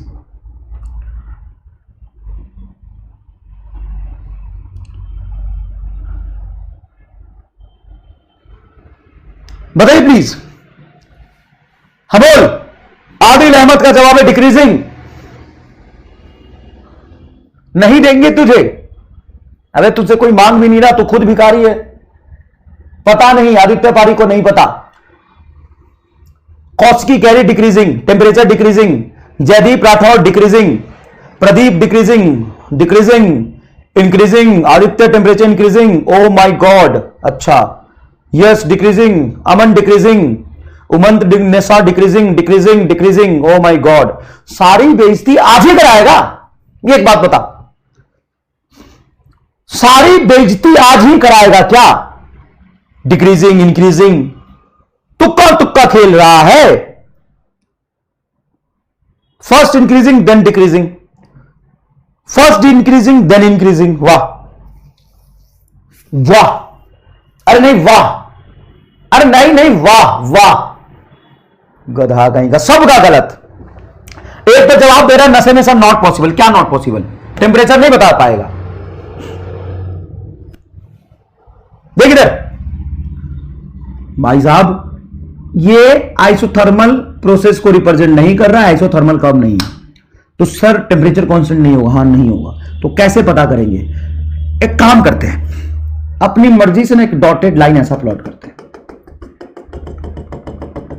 और मान लेते हैं कि यहां पे टेम्परेचर T1 कांस्टेंट है। क्या ऐसा हो सकता है? हां ना बताइए, क्या ऐसा हो सकता है? हां हो सकता है। क्यों? क्योंकि आइसोथर्मल कर्व रेक्टेंगुलर हाइपरबोला है। हां, टेम्परेचर कुछ T1 कांस्टेंट इस कर्व पे हो सकता है। अभी दोनों कर्व यहां कट कर रहे हैं, मतलब यहां पे टेम्परेचर है T1 और यहां पे टेम्परेचर है T1। अब एक दूसरा कर्व हम ऐसा बनाते हैं और यहां पे टेम्परेचर कुछ बोल देता हूं T2 कांस्टेंट। क्या ये आइसोथर्मल प्रोसेस को रिप्रेजेंट कर रहा? हां सर, ये आइसोथर्मल प्रोसेस को रिप्रेजेंट कर रहा। यहां पे टेम्परेचर कुछ T2 कांस्टेंट होगा और ये ज्यादा होगा T1 से। एक और मर्जी मैं ऐसा डॉटेड लाइन बनाता हूं, यहां पे टेम्परेचर बोल देता हूं T3। तो तुम्हें पता है T3 ज्यादा है T2 से, T2 ज्यादा है T1 से। ये इमेजिनरी लाइंस है। एक्चुअल में गैस इस प्रोसेस में जा नहीं रहा। मैंने बस अपनी मर्जी से एक आध दो इमेजिनरी लाइन प्लॉट कर दिया, अपनी मर्जी से एक आध दो इमेजिनरी लाइन प्लॉट कर दिया। अब बोलो, ये व्हाइट कलर का जो मेन ग्राफ है किस डॉटेड लाइन पे यहां पे टच कर रहा? हां सर। तो इस डॉटेड कर्व का टेम्परेचर कितना? T1। तो यहां पे टेम्परेचर T1, तो व्हाइट कलर का भी ग्राफ का टेम्परेचर T1। अब यहां से आ गया तो T2 हो गया, टेम्परेचर बढ़ा। यहां से आ गया T3 हो गया, टेम्परेचर और बढ़ा। फिर T2 हो गया, घटा, फिर घटा।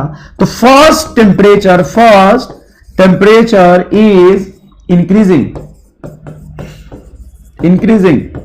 Then temperature is decreasing, then temperature is decreasing, then temperature is decreasing.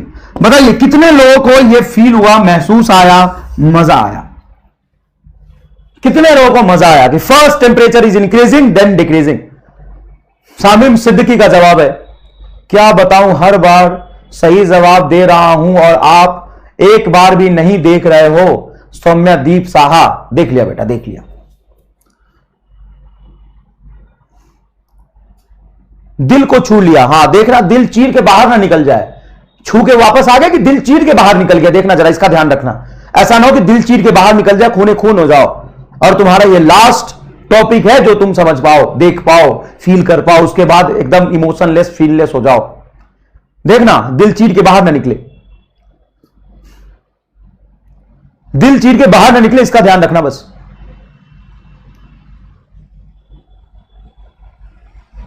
दिल जिगर और जाने जा, जरा ध्यान रखना, चीर के बाहर ना निकल जाए।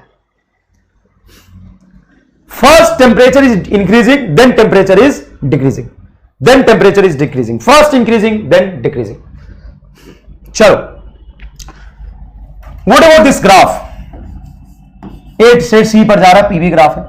What about temperature in given graph? What about temperature in this given graph? Temperature in given graph, in given graph, what about temperature in given graph? What about temperature in this given graph? मोजा आ गया बाबा, मोजा आ गया, मोजा आ गया, मोजा आ गया। एक बच्चा है वेस्ट बंगाल का, कूच बिहार का, मतलब उसके फैमिली से कल बात की, बहुत ही मतलब इमोशनल सिचुएशन था। बहुत सारे ऐसे बच्चे हैं जो सेलेक्ट हुए, बहुत सारे ऐसे बच्चे हैं। कम से कम क्रैश कोर्स से कल से अभी तक मुझे हंड्रेड्स ऑफ मैसेजेस आ गए जिनके मार्क्स 620 से लेकर के 695 तक हैं। 620 से लेकर के 695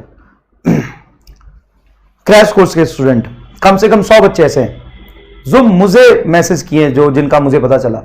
एक बच्चा उसमें है 633, नहीं 633, लाइक 633 के आसपास लाया है, जिसने 11th और 12th स्कूल से पढ़ा है, कहीं कोचिंग नहीं ली थी, उसका ड्रीम नहीं था डॉक्टर बनना, उसको पता भी नहीं था कि मेडिकल एंट्रेंस क्या होता है, नीट क्या होता है, उसको कुछ भी पता नहीं था। वेस्ट बंगाल कूच बिहार का वो लड़का है। जब हमारा क्रैश कोर्स लॉन्च हुआ था लास्ट ईयर, मतलब सेम ईयर, इसी साल जनवरी 5 जनवरी को, उस बच्चे को किसी ने बताया कि क्रैश कोर्स है, बड़ा सस्ते में मिल रहा है, आजकल फ्री है तो ले ले, 2-4 चैप्टर पढ़ लेना। उस बच्चे ने क्रैश कोर्स लिया और वहां से पढ़ना शुरू किया, और पढ़ते पढ़ते उसको इस बात का एहसास हुआ कि नीट क्या है, उस बात का एहसास हुआ कि मेडिकल कैरियर कैसा हो सकता है, उसको इस बात का एहसास हुआ कि फिजिक्स केमिस्ट्री क्या चीज है, उसको मजा आने लगा पढ़ने में। सुचेतन, यस यस, जुनैद अख्तर कह रहे सुचेतन, यस सुचेतन नाम है उसका, बिल्कुल सुचेतन नाम है लड़के का।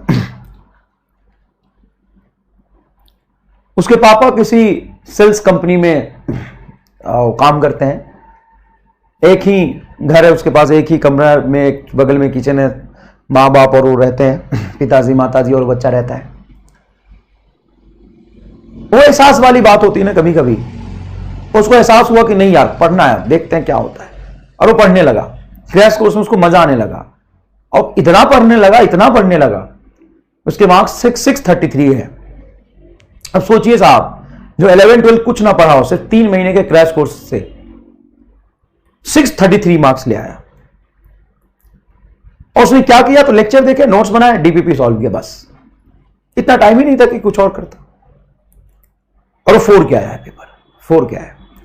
एक साउथ का बच्चा है प्रज्वल, उसके 166 मार्क्स हैं फिजिक्स में, और सिर्फ क्रैश कोर्स से फिजिक्स पढ़ा हो, सिर्फ क्रैश कोर्स से 166 मार्क्स हैं, 166।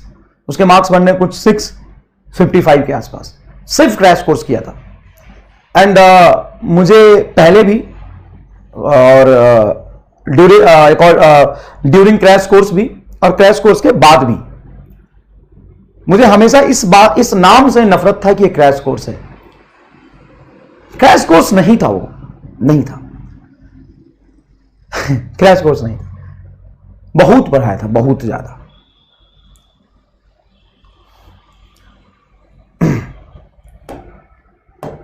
नाम क्रैश कोर्स था बस।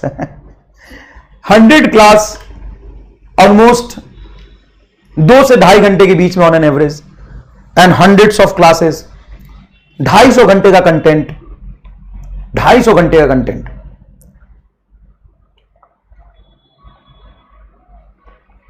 लेकिन मेहनत सारा बच्चे का, मेहनत सारा बच्चे का।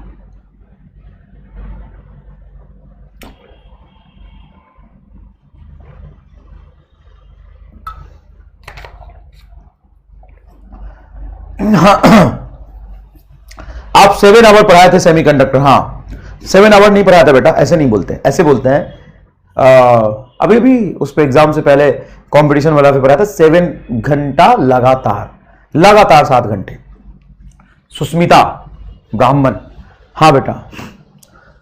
चलो इधर देखो,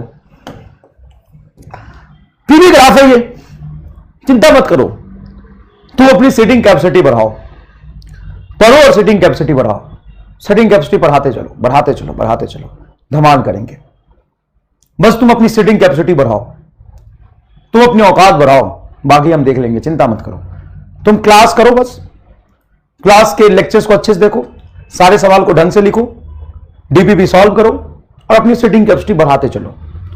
बस अपनी सीटिंग कैपेसिटी तुम बढ़ाओ, बाकी हम देख लेंगे। सीटिंग कैपेसिटी तुम बढ़ाओ, अच्छे से पढ़ो, बाकी हम देख लेंगे। चिंता मत करो, चिंता मत करो, तुम अपनी सीटिंग कैपेसिटी बढ़ाओ।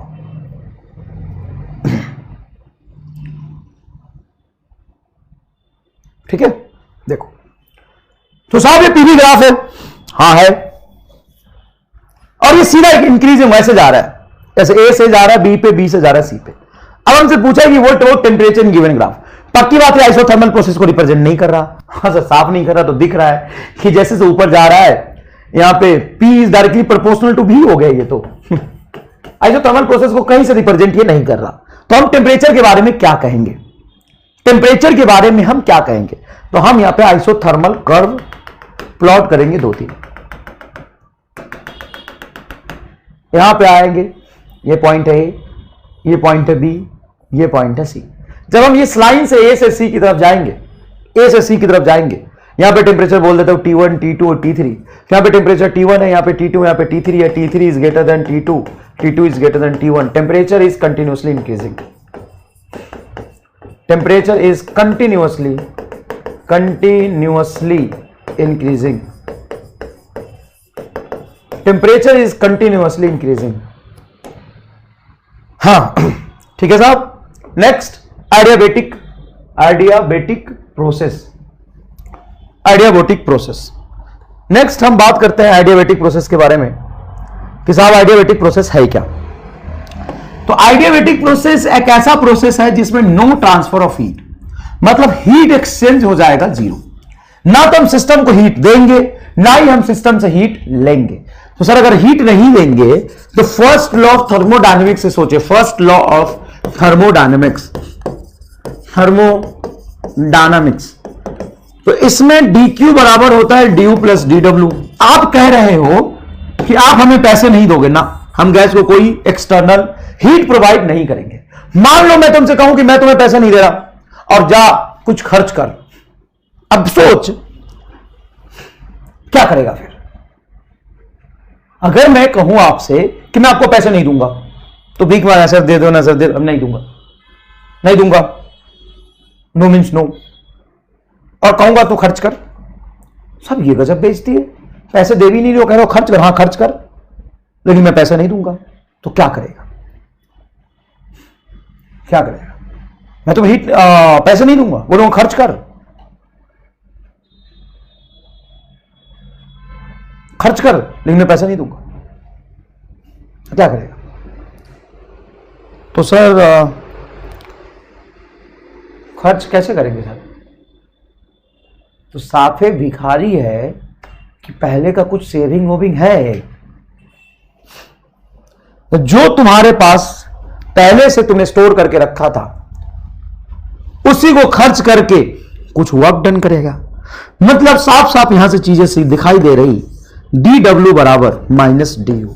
जो तुमने अभी मजबूरी फेस किया है, जैसा तुम्हें अभी महसूस हो रहा था जैसा तुम्हें अभी फील हो रहा था एकदम कि सर ये तो कैसे होगा सर, आप कह रहे हो कि खर्च करना पड़ेगा लेकिन पैसे भी नहीं दे रहे हो, जैसा तुम्हें फील हो रहा था ना, एकदम बेचारापन, भिखारीपन,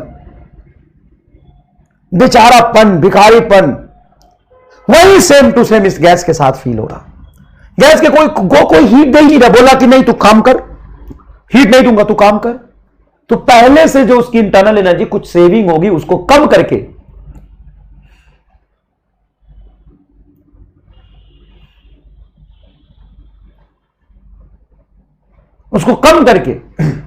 ये क्या करेगा, वर्क डन करेगा। तो work done is equal to होगा माइनस डी यू। तो इंटरनल एनर्जी अगर कम हुआ, देखो इंटरनल एनर्जी कम हुआ, कब कम होगा, जब टेम्परेचर कम हो जाएगा। इंटरनल एनर्जी कम हुआ तो डी यू हो जाएगा निगेटिव, और डी यू अगर निगेटिव हो गया तब आपका वर्क डन क्या जाएगा, पॉजिटिव। तो कुछ इंटरनल एनर्जी खर्च करके वो अपने वर्क डन को करेगा। अगर मैं यहां पे बात करूं फॉर एक्सपेंशन, एक्सपेंशन की बात करूं, अचानक से एक्सपैंड हो गया, एक्सपेंशन, उस केस में वॉल्यूम बढ़ता है। हां सर, एक्सपेंशन में वॉल्यूम बढ़ता है। अगर वॉल्यूम बढ़ा तो वॉल्यूम बढ़ा तो वर्क डन क्या होगा सर, पॉजिटिव। और डी को हम लिख सकते हैं माइनस डी डब्ल्यू, एक ही बात है। यहां से D U is equal to हो जाएगा minus D W, work done positive, तो डी यू क्या जाएगा आपका, निगेटिव। मतलब अगर वॉल्यूम बढ़ा, वर्क हुआ है, तो इंटरनल एनर्जी क्या हो जाएगा, डिक्रीज हो जाएगा। इंटरनल एनर्जी डिक्रीज हो जाएगा मतलब टेम्परेचर क्या हो जाएगा, कम हो जाएगा। एग्जैक्टली यही होता है। अचानक से तुम जा रहे हो और कहीं तुम्हारा साइकिल का टायर फट गया, आराम से नहीं, अचानक से ब्लास्ट हुआ, तो वहां पे जाके छू के, जहां पे ब्लास्ट हुआ है छू के देखना, जरा सा उस इन्वायरमेंट को छू के देखना। तो छू के देखो ना, वो तुम्हें ठंडा लगेगा। सर ऐसा तो हमारा टायर बहुत बार फटा है, हमको तो बहुत गुस्सा आता है। कहां ठंडा लगता है, तो टायर भी तो बड़ा छोटा सा है, उस पर कम हवा है। एक काम करना, ट्रक का टायर फटते हुए देखना, और जहां ट्रक का टायर अचानक से पंचर होना, ब्लास्ट होना, वहां पे जाके टच करोगे ना तो ठंडापन महसूस होगा।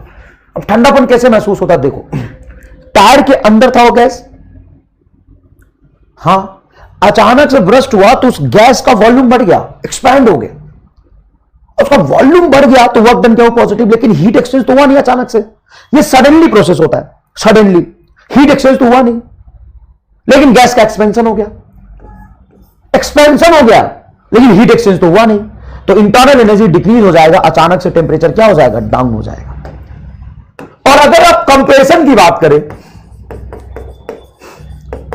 कंप्रेशन की बात करें, वॉल्यूम कम करने की बात करें, वॉल्यूम कम करने की बात करें, जैसे वॉल्यूम कम होगा तो वर्क डन होगा निगेटिव, वर्क डन होगा निगेटिव, तो डी यू बराबर होता है minus D W, negative into negative हो जाएगा आपका पॉजिटिव, तो डी यू हो जाएगा आपका पॉजिटिव।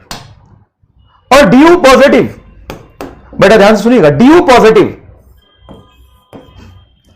तो टेम्परेचर क्या हो जाएगा, बढ़ेगा और गर्म हो जाएगा। सेम होता है जब आप पंप से, साइकिल का पंप है, पंप से टायर में हवा भरते हो, तो पंप क्या करता है, बाहर से गैस लेते हैं, उसको कंप्रेस करके टायर के अंदर डाल रहे, तो लगातार क्या हो रहा है, कंप्रेशन हो रहा। वॉल्यूम कम तो work done negative, work done negative तो इंटरनल एनर्जी क्या हो जाएगा, बढ़ जाएगी, हीट ट्रांसफर तो हो ही नहीं रहा। तो अचानक से अंदर में टेम्परेचर क्या होता है, टेम्परेचर क्या होता है, बढ़ने लग जाता है।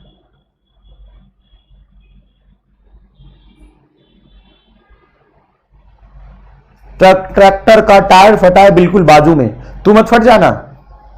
आज गजब गजब इंसिडेंट कर रहे हो, किसी का ट्रैक्टर का टायर फट रहा है, किसी का दिल छू के छेद कर रहा है दिल को। ऐसे काम मत करो बेटा, ऐसे काम ना करो, देखो जरा देखो, इसको पहचानो। गर्म होता है, पंप गर्म हो जाता है क्या, पंप गर्म हो जाता है क्या,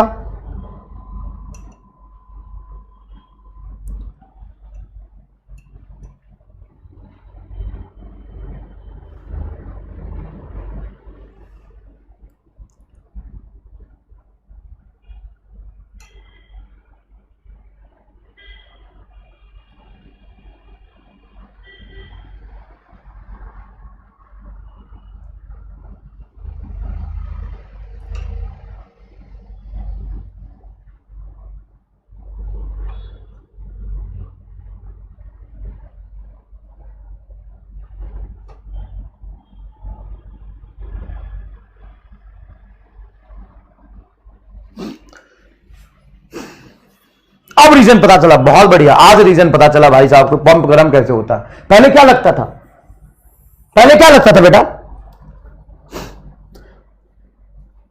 दिल नरम दिमाग गरम।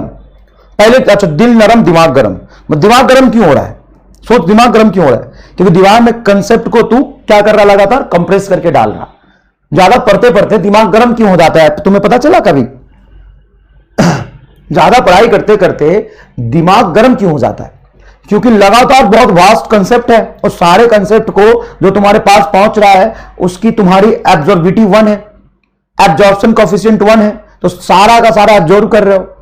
ट्रांसमिटेंस तुम्हारा 0 है, अब ट्रांसमिटेंस 0 मतलब ट्रांसमिट हो नहीं रहा, रिफ्लेक्टेंस भी 0, एब्जॉर्प्शन कोफिशिएंट 1, तो सारा दिमाग के अंदर आ रहा, और सारा दिमाग के अंदर आके कंप्रेस करके तू भर रहा, तो कंप्रेस करके भर रहा मतलब वॉल्यूम डिक्रीज कर रहा सारा कंसेप्ट का, तो वर्क डन क्या हो गया, निगेटिव, और वर्क डन जैसे निगेटिव हुआ तो इंटरनल एनर्जी क्या हो जाएगा, इंक्रीज हो जाएगा, तो इसीलिए टेम्परेचर बढ़ जाता है, दिमाग गर्म हो जाता है, एकदम दिमाग एकदम गर्म हो जाता है। ओ भाई साहब ये क्या बताइए कंसेप्ट है भाई साहब, दिमाग गर्म क्यों होता है? अब जितना तुम्हारा दिमाग गर्म हो रहा समझो कि उतना ज्यादा कंसेप्ट इसमें भर रहा, आइडियाबोटिक प्रोसेस चल रहा। क्या बात है सर, मनीष दुबे सर को बताएंगे, हाँ उनको बताना दिमाग गर्म क्यों होता है ना। तुमने अपनी ट्रांसमिटेंस 0 कर रखी है, रिफ्लेक्टेंस भी 0 कर रखी है, और तुमने क्या किया है, एब्जॉर्प्शन कोफिशिएंट तुम्हारा 1 है। तो सुबह केमिस्ट्री वाले सर ने तुम्हें पढ़ाया, उनकी दिमाग को उनके कंसेप्ट को बस कंप्रेस कर करके अपने दिमाग में डाला, फिर बायोलॉजी वाले सर ने दिमाग में कंप्रेस कर करके कंसेप्ट डाला, फिर लास्ट में वैसे भी फिजिक्स का मुश्किल कंसेप्ट और तूने अपने दिमाग में डाला। सर सबसे ज्यादा टेम्परेचर फिजिक्स के कंसेप्ट से ही बढ़ता है, हाँ सबसे ज्यादा टेम्परेचर फिजिक्स के कंसेप्ट से बढ़ता है, बिल्कुल, क्योंकि इसको कंप्रेस करना मुश्किल होता है। बायोलॉजी वाला जल्दी कंप्रेस होकर घुस जाता है ना, उसमें वर्क डन ज्यादा निगेटिव नहीं है, लेकिन फिजिक्स वाले कंसेप्ट में उसको कंप्रेस करना थोड़ा सा मुश्किल है, तो उसमें वर्क डन ज्यादा निगेटिव हो जाता है, तो इंटरनल एनर्जी ज्यादा बढ़ जाता है, तो इसलिए टेम्परेचर ज्यादा बढ़ जाता है, इसलिए टेम्परेचर ज्यादा बढ़ जाता है। तो बॉडी का टेम्परेचर ज्यादा क्यों बढ़ जाता है, ये थर्मोडायनामिक्स का कंसेप्ट है, ठीक है। सर आइडियल गैस इक्वेशन इसमें कैसा दिखाई देगा, तो PV to the power gamma is equal to क्या हो जाएगा, कांस्टेंट हो जाएगा। Gamma is nothing but adiabatic exponent, gamma is nothing but adiabatic exponent, gamma is the ratio of specific heat capacities CP बटा सीवी, सीपी अच्छा molar ratio of molar heat capacity, sorry ratio of molar heat capacity CP बटा CV. PV बराबर constant है, तो क्या यहां पे temperature को कांस्टेंट बोल सकता हूं, no temperature is not constant, temperature constant नहीं बेटा, पीवी बराबर एनआरटी होता है, पीवी कांस्टेंट थोड़ी ना, PV to the power gamma constant है, क्या बेटा, PV to the power gamma constant है, रिलेशन लिख सकते हैं P1 V1 to the power gamma is equal to P2 V2 to the power gamma, बहुत बढ़िया।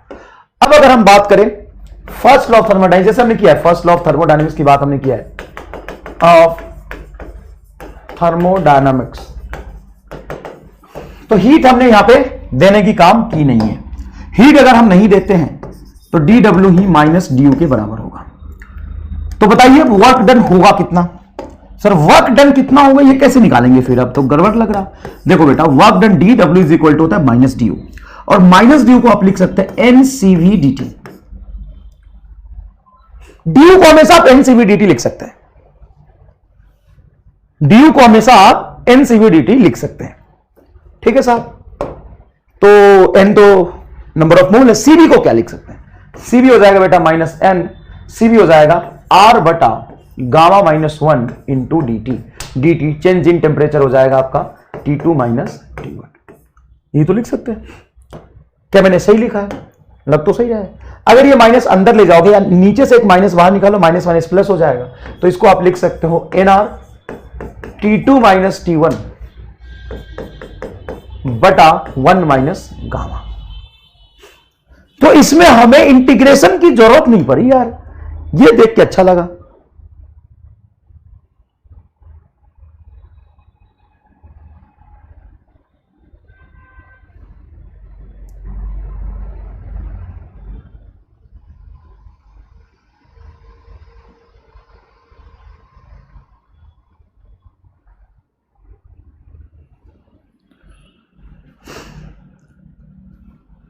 ये बताओ इंटीग्रेशन नहीं करना पड़ा है, ये सिंपल आ गया एनआर T2 माइनस T1 बटा 1 माइनस गामा।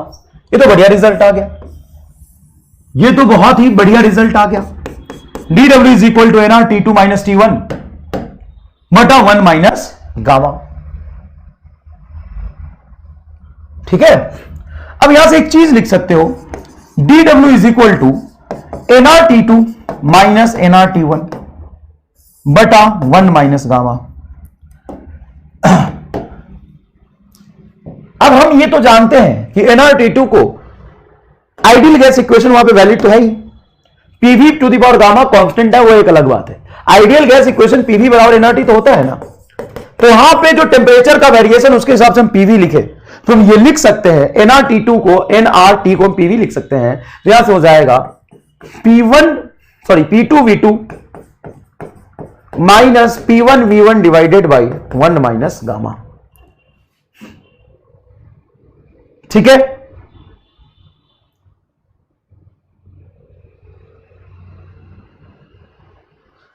समझ में आई ये बात? तो ये वर्क डन आपका हो जाएगा, total work done is equal to P2V2 minus P1V1 बटा 1 माइनस गामा। ये आपका वर्क डन का फॉर्मूला। बच्चे कंफ्यूज मत होना, ये गामा माइनस 1 होता है, हमने माइनस को इनलेट कर दिया, कैंसिल कर दिया नीचे से कॉमन निकाल के, इसलिए 1 माइनस गामा हो गया, है ना। अब हम रिलेशन बात करते हैं पीवी ग्राफ के लिए, एडियाबेटिक प्रोसेस के लिए। अच्छा, वर्क डन यहां पे हो गया।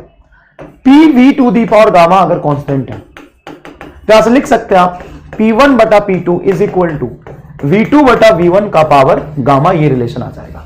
तो इसमें भी कई बार सवाल पूछे जाते हैं। अगर हम बात करें relation between temperature and volume for आइडियाबेटिक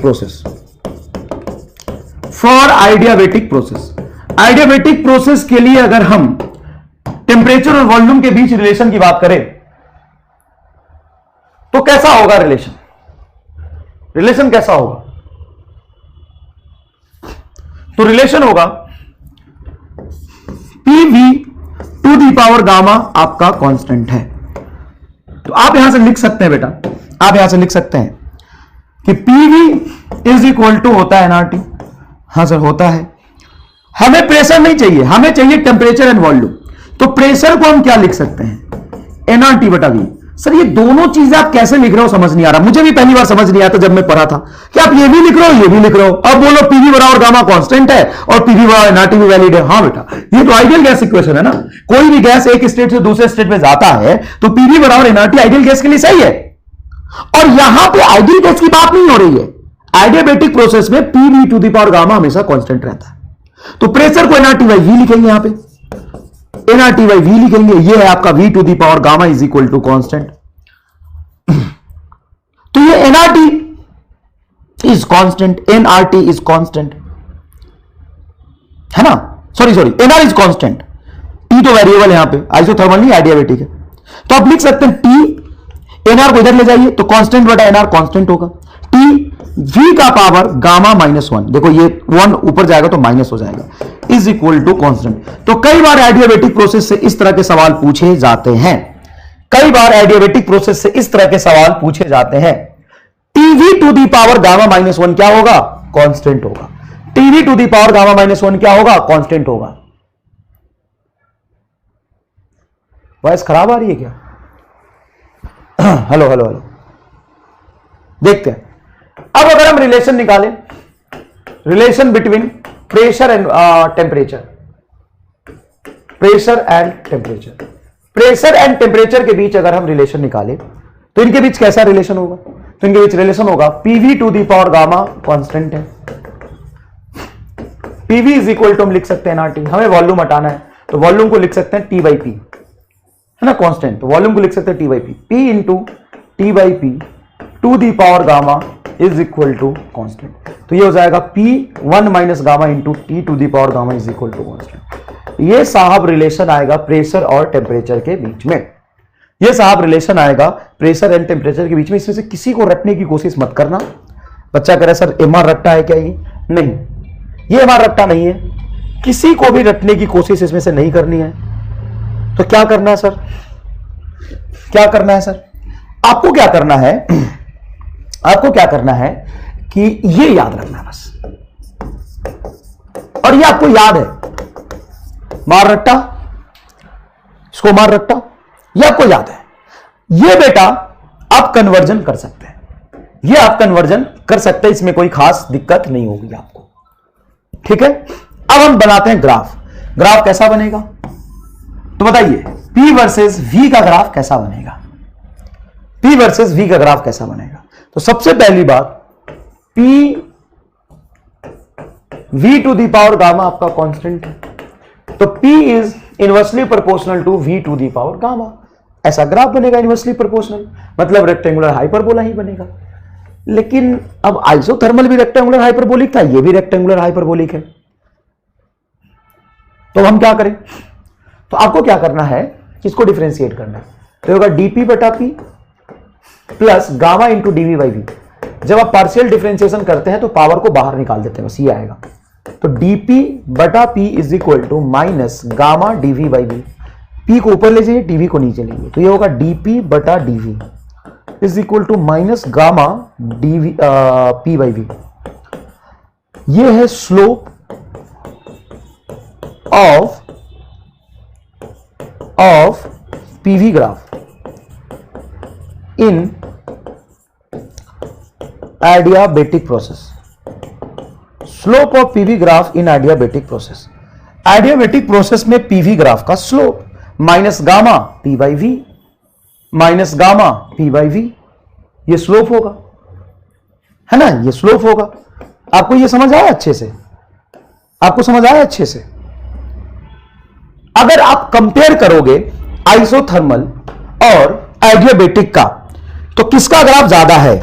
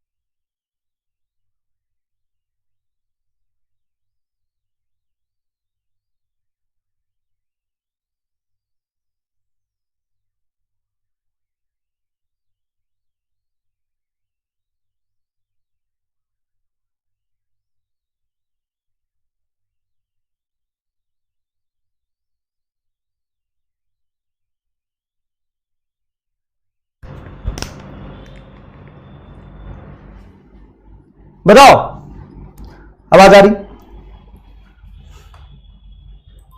hello hello hello hello hello hello hello, बताइए, क्या आपको ये समझ आया? क्या आपको ये समझ आया? क्या आपको ये समझ आया? हाँ सर समझ आया। अब बताइए पीवी का ग्राफ कैसा बनेगा? तो सर आइसोथर्मल प्रोसेस का स्लोप कम, एडियाबेटिक का स्लोप ज्यादा होता है। तो अगर आप कहते हो कि ये आइसोथर्मल प्रोसेस का हमने ग्राफ बनाया, ये हमने आइसोथर्मल प्रोसेस का ग्राफ बनाया, तो एडियाबेटिक का ग्राफ कैसा बनेगा? एडियाबेटिक का ग्राफ कुछ ऐसा बनेगा, ये एडियाबेटिक हो जाएगा, ये एडियाबेटिक हो जाएगा, ये आइसोथर्मल हो जाएगा, ये आइसोथर्मल हो जाएगा, और ये एडियाबेटिक हो जाएगा नीचे वाला। इसमें भी बड़ा इंपॉर्टेंट एक कंसेप्ट है कि सर ये एक बात बताओ, अगर मैं एडियाबेटिक के लिए ही अलग अलग गैस के लिए ग्राफ बनाऊंगा तो क्या अलग अलग आएगा? क्योंकि इनका स्लोप गामा पे डिपेंड कर रहा, और सबका गामा अलग अलग होता है। सबका गामा क्या होता है? अलग अलग होता है। अगर सबका गामा अलग अलग है तो ग्राफ तो अलग अलग बनेगा। ग्राफ कैसा बनेगा? अलग अलग बनेगा।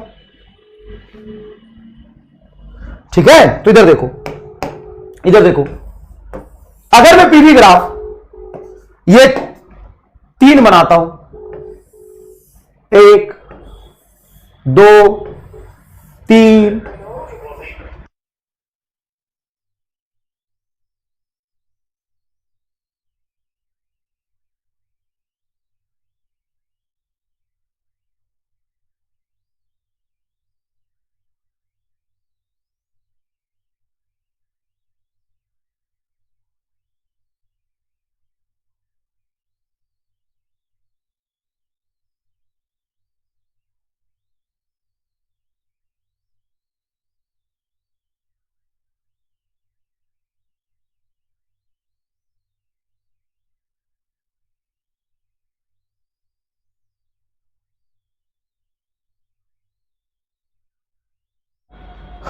देखो कैसा बनेगा,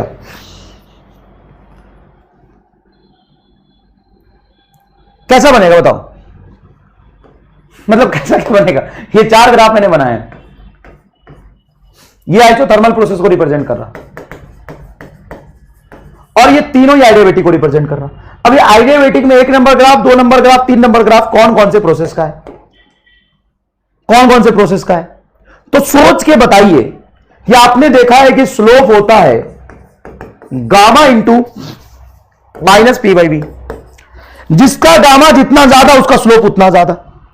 अब इसमें स्लोप ज्यादा किसका है, तो स्लोप ज्यादा इसका है, थर्ड का सबसे ज्यादा। देखो जो रेखा जितनी खड़ी होगी स्लोप उसका उतना ज्यादा होगा, रेखा जितनी लेटेगी स्लोप उतना कम होगा। आइडियाबैटिक आइसोकोरिक नहीं है बेटा, ये आइडियाबैटिक आइसोकोरिक नहीं है, ये आइडियाबैटिक आइसोकोरिक नहीं है।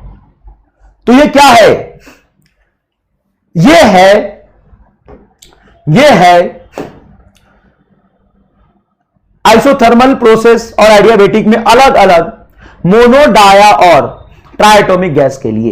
एक भी बच्चा सही जवाब नहीं दे रहा भाई साहब, एक भी बच्चा सही जवाब नहीं दे रहा। गामा की वैल्यू पे इसका स्लोप डिपेंड करेगा और सारे गैस के लिए depends upon nature, depends upon nature. सारे गैस के लिए गामा की वैल्यू अलग अलग होती, तो सबका स्लोप अलग अलग होना चाहिए, सबका स्लोप अलग अलग होना चाहिए। तो क्या ये मोनोएटॉमिक को रिप्रेजेंट करेगा? मोनोएटॉमिक के लिए गामा सबसे कम होता है, डायटॉमिक के लिए गामा थोड़ा ज्यादा होता है और सबसे ज्यादा गामा होता है ट्राइएटॉमिक के लिए। ट्राइएटॉमिक के लिए सबसे ज्यादा गामा होता है। क्या मैंने सही लिखा है? 3 मोनोएटॉमिक को रिप्रेजेंट कर रहा, क्या मैंने सही लिखा है? नहीं, गलत है, क्योंकि गामा इज इक्वल टू होता है 1 + 2/f। डिग्री ऑफ फ्रीडम जितना ज्यादा होगा गामा उतना कम होगा, गामा उतना कम होगा। तो ऊपर से शुरू होगा, ये ऊपर से शुरू होगा। फर्स्ट होगा ट्राइएटॉमिक,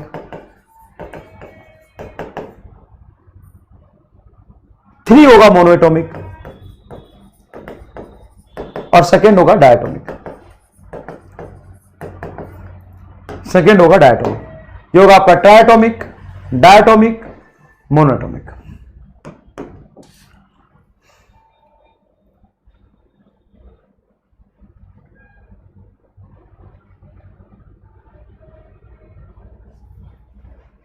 थर्ड वाला होगा आपका मोनोएटॉमिक। अब एक छोटा सा सवाल हम आपसे पूछना चाहते हैं, पता नहीं मैंने वहां पे लिखा है कि नहीं लिखा है। हाँ, ये बताइए, ये बताइए, इस सवाल का जवाब बताइए। चलिए इस सवाल का जवाब बताइए, आराम से सोच के बताइएगा, अच्छा सवाल है, आराम से सोच के बताइएगा, अच्छा सवाल है।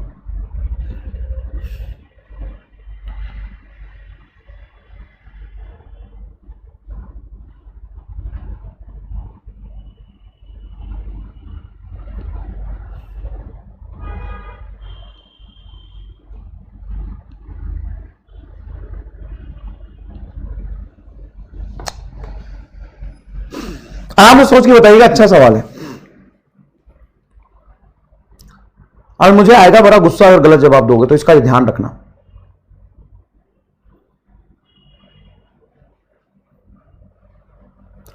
और for your kind information answer होगा none of this, cannot say, in fact cannot say, मेरे हिसाब से cannot say. Wrong question, wrong question. और तुम फटाफट फटाफट फटाफट आंसर दिए जाए पड़े हो। Which of the following is correct in terms of the increasing work done for the same initial and final position? सारे प्रोसेस के लिए इनिशियल एंड फाइनल पोजीशन अगर सेम है तो वर्क डन सबसे ज्यादा किस में होगा, ये बताना है। Wrong question, question is wrong because expansion है कि कंप्रेशन है नहीं पता, और बात एक्सपेंशन और कंप्रेशन में एकदम उल्टी हो जाती है।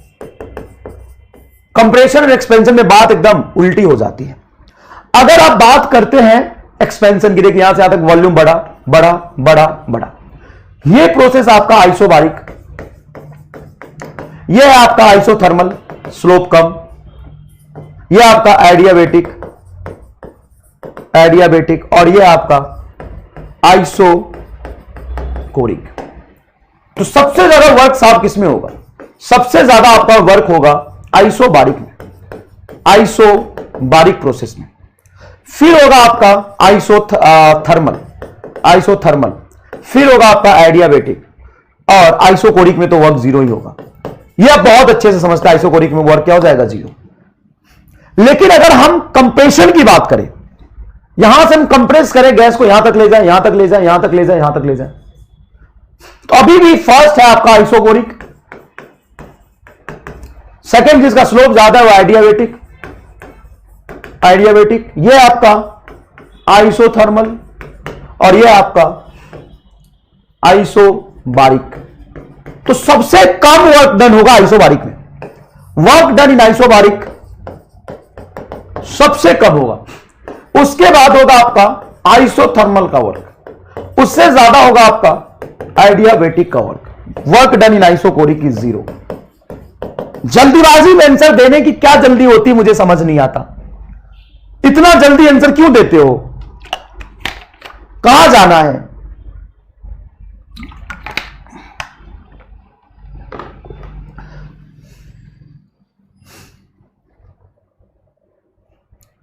बताओ।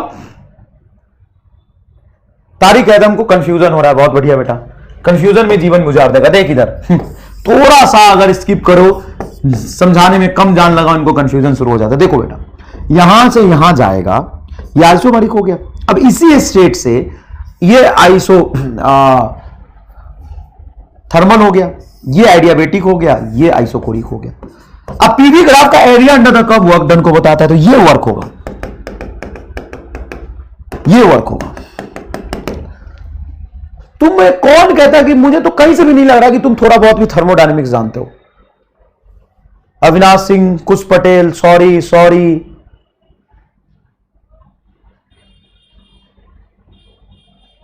हाँ,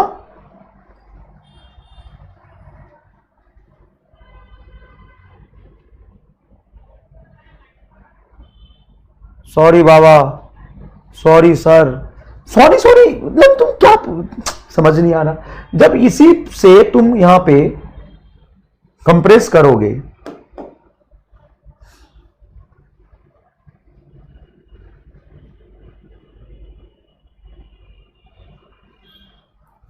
जब कंप्रेशन और एक्सपेंशन क्लियरली लिखा हो तभी आप अच्छे से सोचेंगे। समझ में आया कि नहीं है? कंप्रेशन और एक्सपेंशन का केस अलग अलग होता है, ठीक है। अभी छोटे छोटे से सवाल है। For the ratio of slope of adiabatic and isothermal is, ये सारे मैं होमवर्क देता हूं, नेक्स्ट क्लास में डिस्कस कर लूंगा। बहुत सारे सवाल है और सारे आसान आसान सवाल है। 41 पेजेस तक 20-15 सवाल आपके लिए होमवर्क में है, ये करिएगा। नेक्स्ट लेक्चर में हम पॉलीट्रॉपिक प्रोसेस और second law of thermodynamics, Carnot engine और heat engine, heat pump, refrigerator, ये सारी चीजें पढ़ेंगे, ठीक है। और कंफ्यूजन की बात नहीं, आप ग्राफ बनाएंगे आपको समझ आ जाएगा।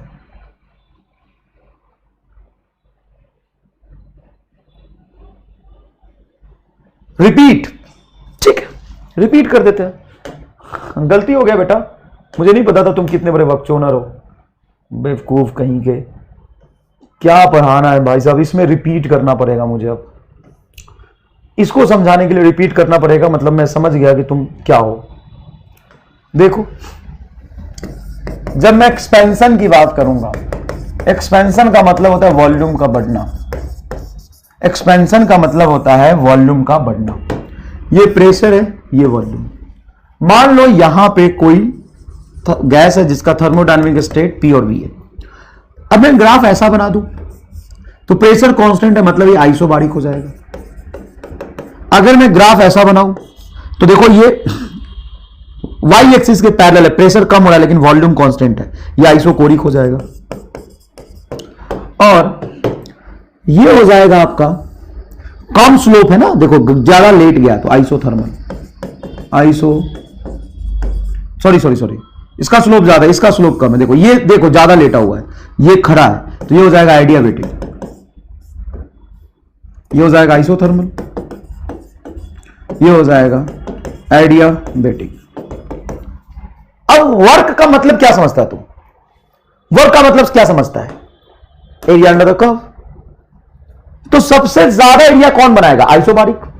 ये आइडियाबेटिक तो इतना ही एरिया बना रहा है, आइसोथर्मल यहां से यहां तक एरिया बनाएगा, और ये ज्यादा एरिया बनाएगा, तो आइसोबारिक में सबसे ज्यादा एरिया बनेगा।